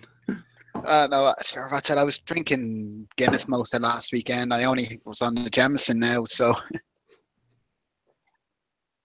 gonna try and take it easy this weekend with the drink because next weekend I'm up for the bank holiday. Yeah, I was just thinking, would Concordance know about diet stuff? Possibly. He seems to know about everything, basically. Yeah. I think he's done stuff on food, on the raw food diet. Yeah, he's done some stuff. So I'd imagine that's a possible one. I mean, I'm very certain if you invited to him, he would research it and then know about it. Research the shit out of it, like because that's what Concordance do. Because I remember when we had him on for the viruses show, and he goes, like, "Can you name these viruses?" Like, what? We didn't expect any of this. I didn't expect a quiz. Nice, he's awesome, Concordance. Yeah. Yeah, I really want them back. I demand a Concordance recurrence. We have to have him on multiple shows to see if we can see if he actually is smart. We have to have multiple lines of evidence. Yeah. If you ever get him on, I'm gonna have questions for him. Just so like, Concordance, before you ask, I have a question for you. What is the mass of the sun? That has nothing to do with what we're talking about, but I just want to catch you out once. What's his? I have small, petty dreams. I don't remember. What's his actual background again, Concordance? It's something biology. I want to say cell biology or molecular biology. He hasn't. But the thing is, he hasn't really revealed much because he can't because he's in private industry. Yeah, I think he said in one of his videos the industry he's working with it's related to GMOs, but they produce the tools that would be used for GMOs. Yeah, something like that. And also, because the show we did was a lot about Zika, and he said I've got to be careful what I say because I'm quite heavily involved in some of the research here. So probably, I guess, something to do with viral vectors. Yeah, possibly. Which it's kind of cool. Yeah. I'm hoping to do something with viruses myself now. I'm honestly just hoping that I get a fun project for my master's thesis. So. Are you no longer working with the tardigrades? Tardigrade, sorry. No, I'm probably not gonna do. I did that because that was really the only bachelor's project available with cell biology and physiology. And it was fun, but since I'm getting my master's is in cell biology and physiology, so I'm gonna look and see if I can. The lecturers usually present what they are doing, specifically the track, or like. You probably noticed they always incorporate some of their own work into the general lectures. Yeah. So I'm gonna next. Well, we don't really have semesters as such. It's like blocks, modules, and there's 2 each semester. And next semester, I'm gonna have molecular neurobiology, and I'm guessing I'm gonna try and find one of the one of the lecturers from that and get and see if they have any master stuff for me to do. Yeah. You're going to do something about cell differentiation? Just no, I don't know. It depends on what they're doing. Yeah, no, it's just for some reason, whenever somebody says cell biology, my first instinct is to go, oh, it's cell differentiation, not pathway, cardiovascular disease, because that's that's where I did my PhD thesis. No, I didn't do that, but the lab that I was working in. Yeah. So you're I'm primed to think that way. That's kind of like whenever you mention bacteria, my first instinct is biofilms and cows mastitis or prostate cancer. But yeah, no, it's got master's projects that could be cool. You have more time than bachelors, don't you, for their masters? Yeah, I have an entire year to do the experiment and write it. Cool. So there's not as much. Well, I was going to say not as much pressure, but they're expecting better. You know, more results, more content, and sometimes it could be left to, because I know some master students that were left for a little bit because they were just waiting on the kits to come in. But they found something in the end for them. They always do, and that they take that all into account. Actually, come to think of it, I'm still waiting on my lectures for next semester. Haven't been assigned any yet. I've just been told, oh, we've hired a new microbiology lecturer, but the one that left has such a broad range that whoever's coming in will not have the experience for everything. So you'll just fill in where his weaknesses are. So I was like, it's probably going to be industrial microbiology. So I was like, oh yeah, that's my kind of my strength. Bioprocess engineering, that sort of thing. It is it's a weird sentence. Yeah. Considering myself and Carl always go back and forth on biology and engineering. Bioprocess engineering. But yeah, I haven't been told that. I know I'm doing I'm a lab demonstrator for the infectious diseases lab. Gonna be cool because pretty much it's just ELISAs. It's like ELISAs for Hep B, Hep A, that sort of thing, and we do a tour of the national virus reference lab, National Virus Reference Lab, and it's on UCD. It looks really cool. They host everything, and they even have an emergency kind of quarantine unit for viruses that come in that they don't know. They take a sample of it. So basically, that lab. Wait, so like a class 5 lab, or? I think I'm not too sure. They said they had, because I was just kind of told about it in passing, but I think they have up to class 3 or class 4. Oh, okay. They probably I think they know they definitely have class 3. I'm not too sure if they have class 4. They should have if they take samples for any new virus that comes into the country. So that'd be. But I don't think anything. This thing about Ireland is it's a great place to live because we have no extremes. Usually no extremes. No extremes in climate or wildlife. Like, not really. In one way it's boring, but the other way it's safe. That's in the north. That's over that way. Which way is west? It's over that way. Let's just say that way is west. It's over that way for me anyway, because I'm in Donegal at the moment, which is not actually that bad out in the road, out in the sticks. Doing better than a couple of mates who are living out rural at the moment. Some don't even have Wi-Fi. Considering. Damn.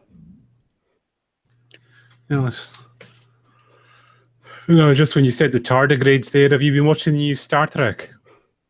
No, but I have been told that there's like a giant tardigrade-like thing. Yeah, that they use for navigation. Yeah, but it's Star Trek, you know. Some people are getting all bent out of shape over the realism. And said, "Fuck's sake, it's Star Trek, for God's sake." I'm quite enjoying the new Star Trek, to be honest. I might give it a watch. Yeah. I might give it a watch tomorrow. I'll probably get around to it at some point. No, I'm always way behind on these like there's like tons of movies and series that I probably should watch, and I probably enjoy them, but I just don't get around to them. I get stuck just rewatching things for them.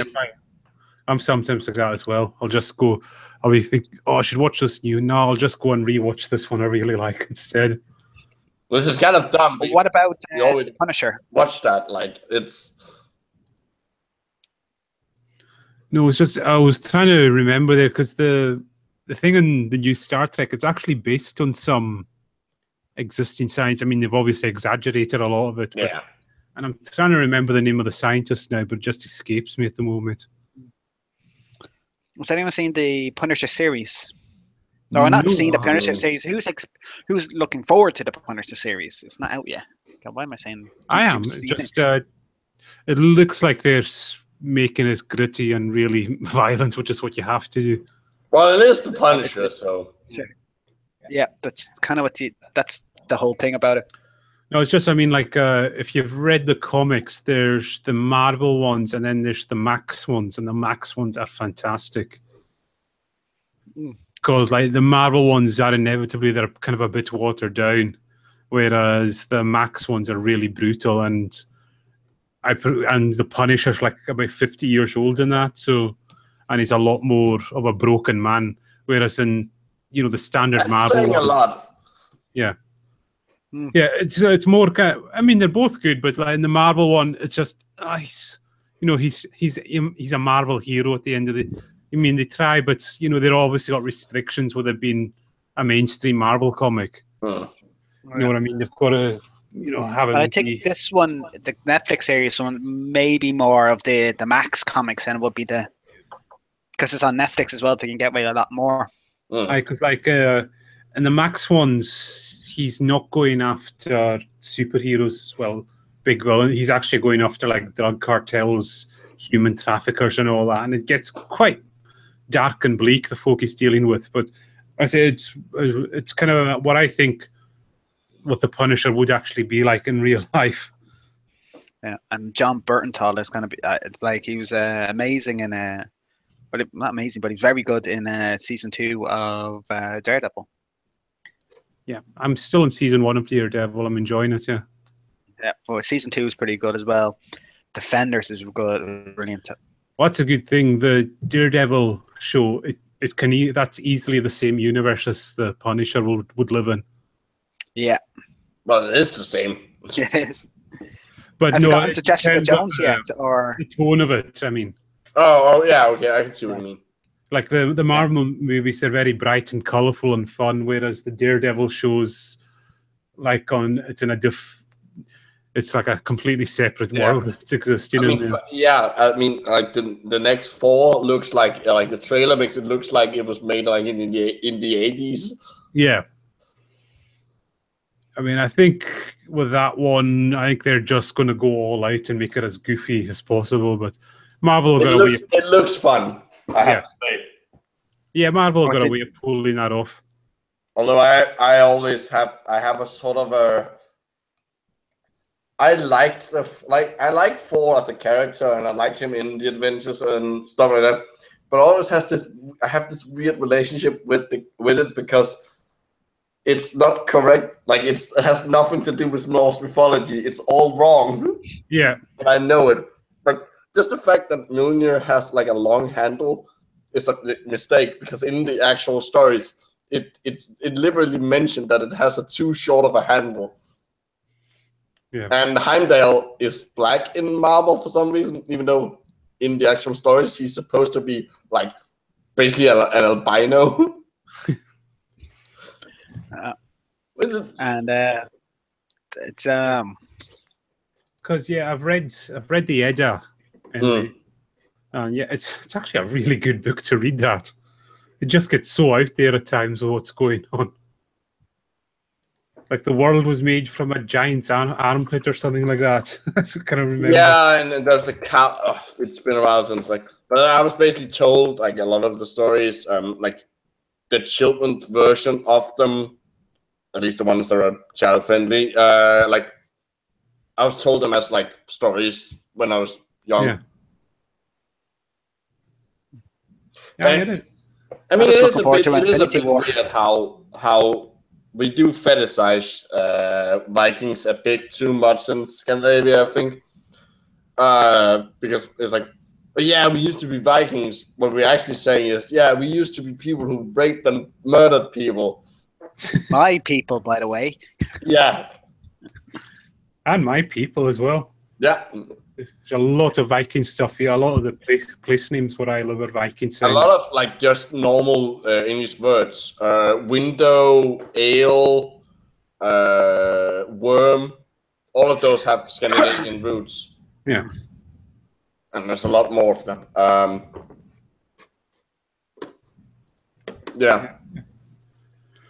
Yeah, it's like even our rugby team here, the crest they have is like a berserker. So it's pretty cool. And also, like, there's a beer made in my hometown. It's called Berserker Ale, and it's like 9%. So it's pretty good stuff. Sounds awesome. It is. It's actually really nice to drink as well. It's like a lot of these strong beers. Sometimes they're just too strong to actually. Yeah, they just enjoyable. Because you get when you get to that level of alcohol, you can start to taste the ethanol directly. In a normal beer, you can't actually taste the ethanol. It does enhance the flavors of other compounds, which is part of the reason why a lot of non-alcoholic beers taste so shit. But yeah, one should you need to have the right flavor compounds to counteract that when you get to the higher percentages. Yeah. Can you tell that I actually had a course in beer brewing? I had like a 2-week intensive summer course in beer brewing. We actually at a brewery learning this. We did visit one, yeah, and it was like actual brewers from the actual brewery academy orders. Like we had an entire Monday afternoon where we tasted different styles of beer. So you got home from school and was kind of drunk, tipsy. All right. Was that with your course, or that was an actual course? A separate course too. Yeah, it was it was part of my my bachelor, that's awesome. That's much better than my fucking thing in brewing. Well, it helps to live in Copenhagen. We have Carlsberg, so. Yeah, I did the tour of that when I was there as well. It's really cool. It's a really cool brewery. Did you do the beer tasting down in the art gallery or the art reserve, or whatever they call it? They keep the art stuff down in the basement. We weren't in the basement. I was fairly drunk while I was there. No, we visited. We visited a brew pub that has nothing to do with Carlsberg. And we can choose we got 2 free beers and a meal. And we could choose the different. There were some good beers. Not really that special, just standard. Oh, this is a small brewery that also serves food. And then we visited Jacobsen, which is Carlsberg don't actually brew beer in Denmark anymore, really, at least not for the actual market. But they do have it's basically their microbrewery. It's a kind of a weird thing because it's a big multinational corporation. But yeah, they called Jacobsen. So we visited their brewery and saw some of the stuff they did. There's also a lot of there's a lot of economics in it, which meant that I actually ended up getting quite a bad grade in it because I didn't care for the economic stuff. All right. So, just out of curiosity, were you in ESOF in 2014 there in Copenhagen? In what? In ESOF? European Science Open Forum.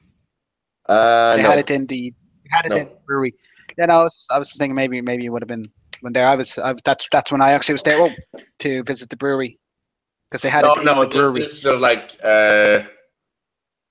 this was literally just 2 weeks of an intensive course, summer course thing. So, and it would have been in 2013. Yeah, 2013. Mm-hmm. Grand. Jemison offer 2-day courses as well in called the Jemison Academy in Middleton. supposed to be quite good. I was supposed to do it when I was in Middleton, but I never got the chance to do it before I moved. But that's actually something I'm planning to do next year.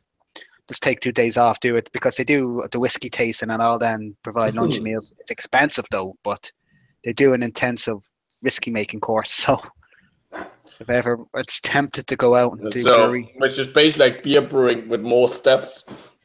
Yeah. Beer brewing, but then you get to the distilling and the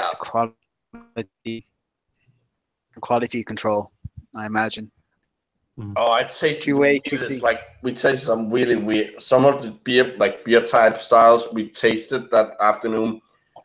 Like, have you ever tasted German Rauchbier as like smoke beer? No, I don't think I've That's what I can remember.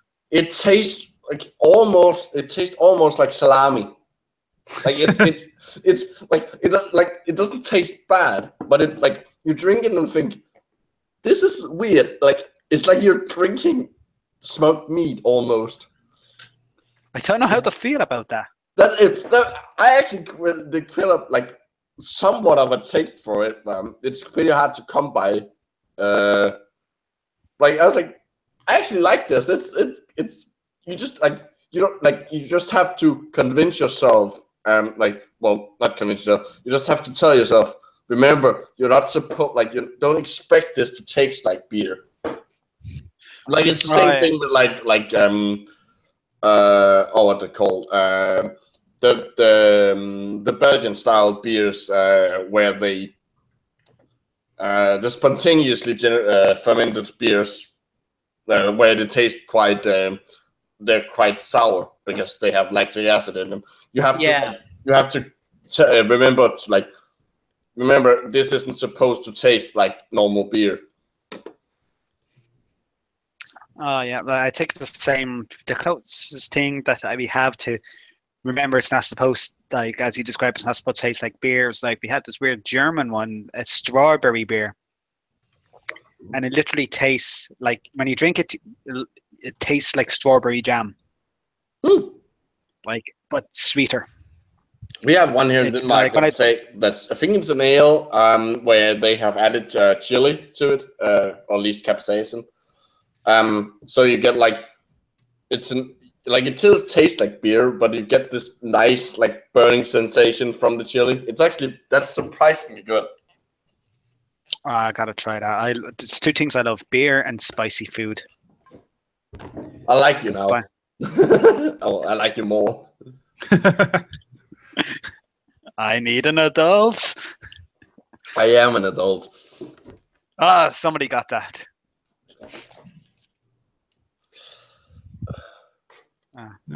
Don't mind spicy food myself. I do like beer, but like I say, I can't drink it for a while yet. So. Yeah. Well, then, when you can, you have to come over to Dunlow because literally there's 2 things to do in Dunlow: drink and then recover from drinking. Fantastic. Because literally, there's the main street. There's just one street, Main Street in Dunlow. I'm about 10 minutes walk from it, and there's probably about 7 or 8 pubs. For a population, I don't know. That's for a rural town, 8 or 9 pubs on a one street is quite enough, more than enough. There's a couple of pubs I went into, and it's empty. Like you'd be just 1 or 2 people there, but it'd be a very nice pub, and the people there serving you are very, very friendly. They'll talk to you, be like, "Oh, how you doing? Are you up here for the weekend? Oh, that's very nice. Where are you staying? Oh, that sort of thing." They really get you going, to get you talking.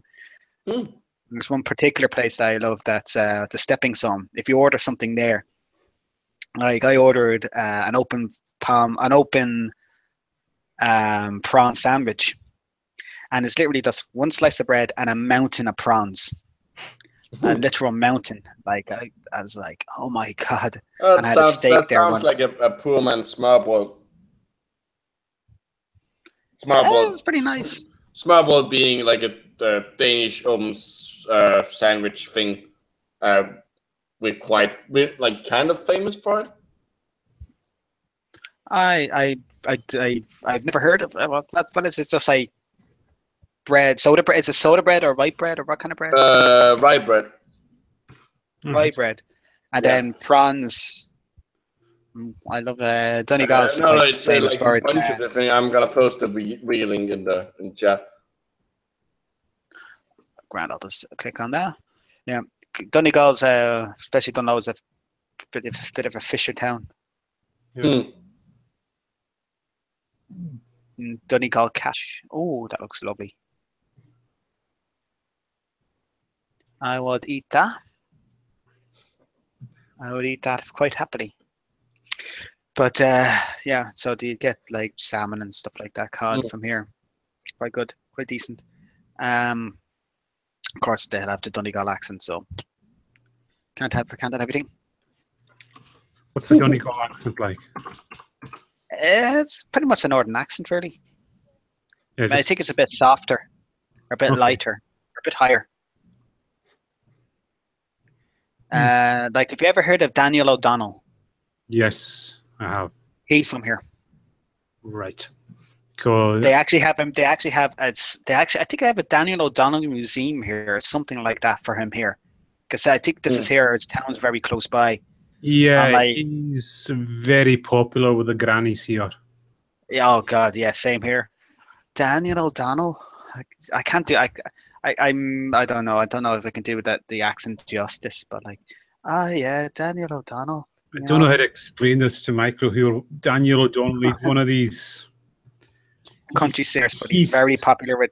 He's so bland and inoffensive kind of person. And oh God, and just grandmothers just go nuts for that, you know. Anyways, guys, I'm gonna. We're probably spanking off is starting, and I kind of want to watch that. So. All right. Okay. Yeah. Not that this hasn't been fun. So. Bye. See you. See you later. Enjoy. See you later. Around the block. Yep. I'm just gonna grab just a mixer because it might have a vodka.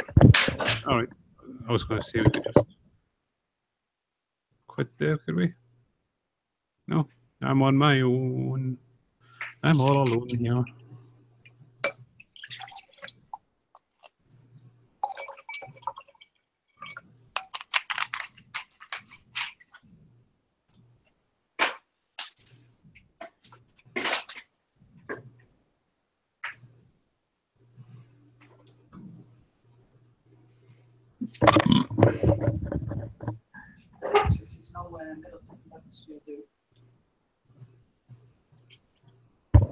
She's no Middleton, but she'll do. All right. Oh. Do you ever see the Middleton Very Rare whiskies? No, I haven't seen them at all. They're gorgeous, but I only had one or two tastes from the single pot still tasting. Yeah.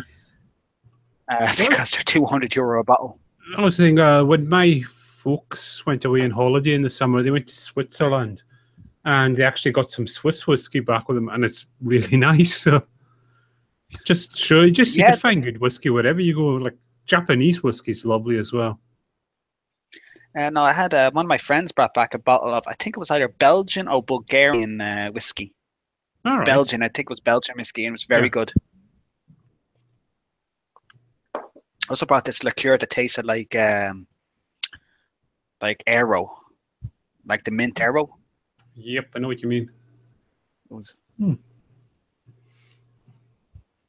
That's my last one anyway, because I said I'd take it easy on the drink this weekend. Ooh. Kind of blasphemy because, well, on the next weekend I'm out Friday going to see Jigsaw with a friend of mine. It's a Halloween tradition. All right. To see the Saw movie. Is Jigsaw the prequel? No, it's a sequel. Oh, jeez, it's just I lost interest once Jigsaw died because I just say it's getting silly now. Yeah, apparently this one's a copycat, so I'd say they wouldn't have gone back to it if they didn't have a good reason. Like, I know one of my friends that really loves Saw 3D. I was just like, the traps are invented, but the storyline was shit. Mm-hmm. Like, considering, like, one of the real reasons I love Saw is because of Tobin Bell. Like, I would just watch him read the phone book. He's so like, just the way he can act as Jigsaw. He's always so interesting. He always just sounds really menacing and evil. Yeah, even though he doesn't. Well, I've seen not everybody, no evil person sees themselves as evil. Yeah. Usually, apart from maybe the Emperor. Oh, so this the 8th Saw. I'd lost count of how many Saw movies. So. This is the 8th one, but I think it's this gonna. I'm not too sure if this. I think this is gonna be a one-off. I love to see it back again because it's weird. I love that kind of Halloween tradition of going to a Saw movie. I love the 6th one. I honestly God love the 6th one. If I could ever recommend anyone past the one that Jigsaw died, it's the 6th one. Just because of the tone of it, the storyline is really kind of good, and it's really actually like if what's on now, it's really relevant because of healthcare. Because it really gets into the mindset of somebody who's dying from cancer and the healthcare system and that sort of stuff. Like the themes is really ingenious, really, and it's really thought out. It's really well thought out storyline. That's why I love the Saw movies as well, because that's kind of ongoing storyline behind the traps and all that sort of stuff, like between Jigsaw, Mark Hoffman, and it'd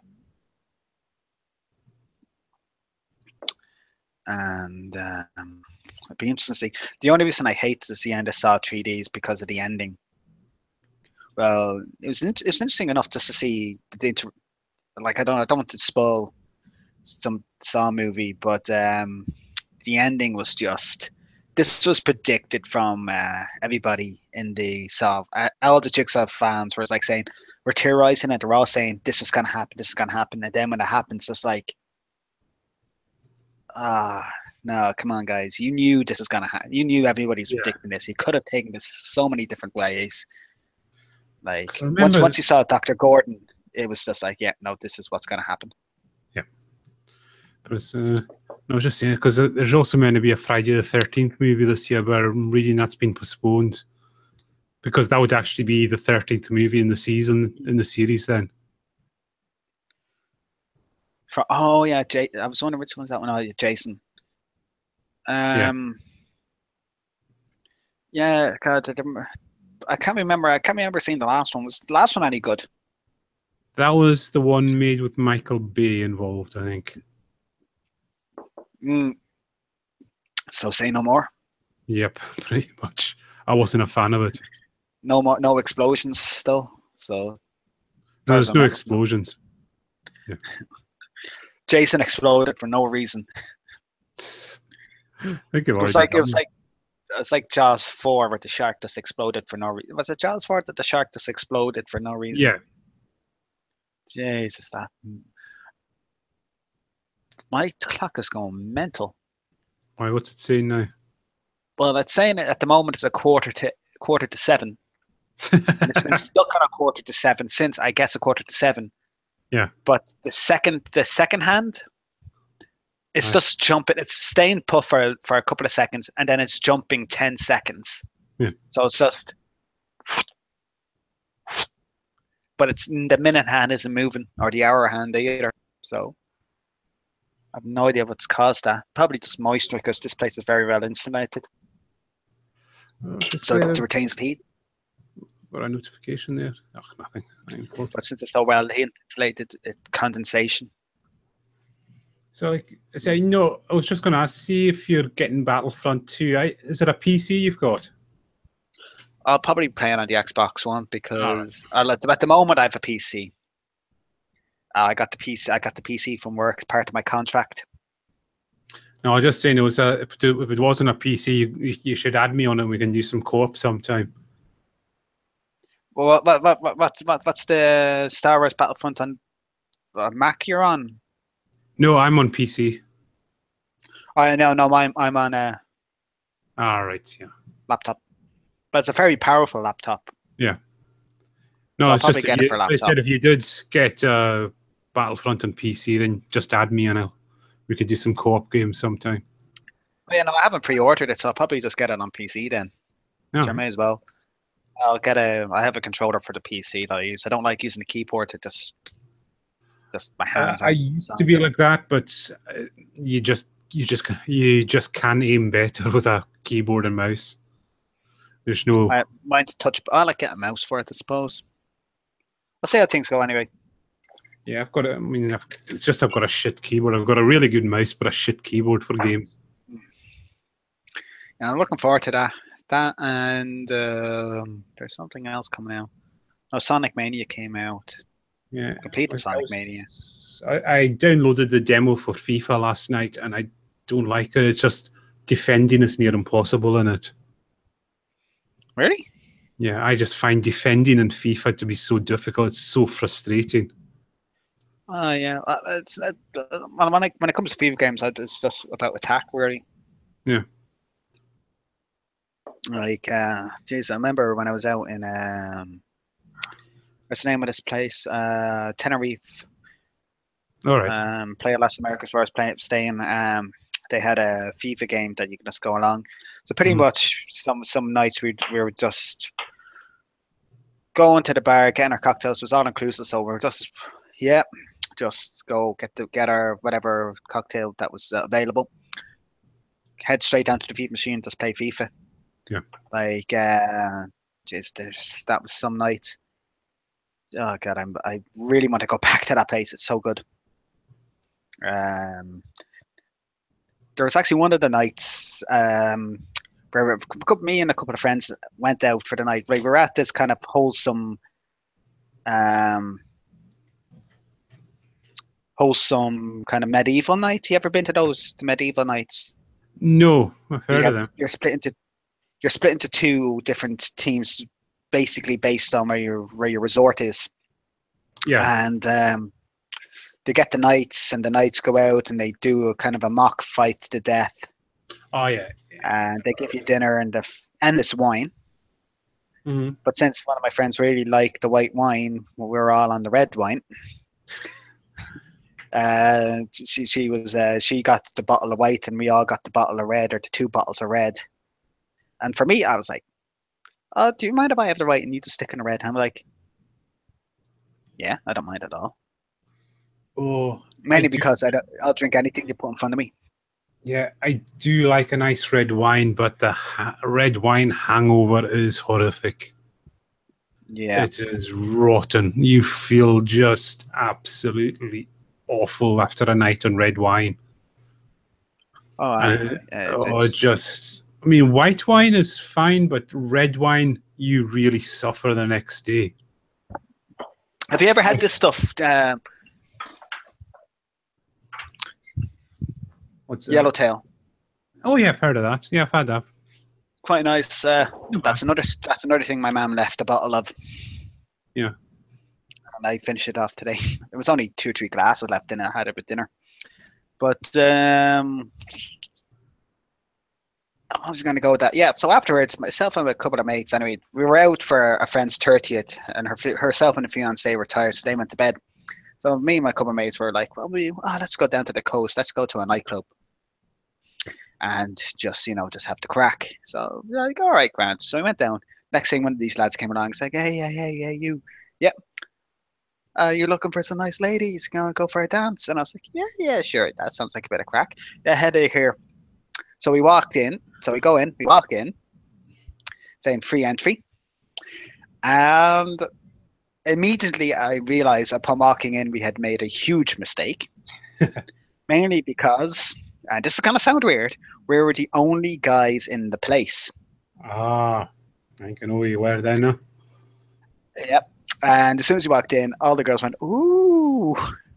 And I was like, oh my God, we're not in a nightclub.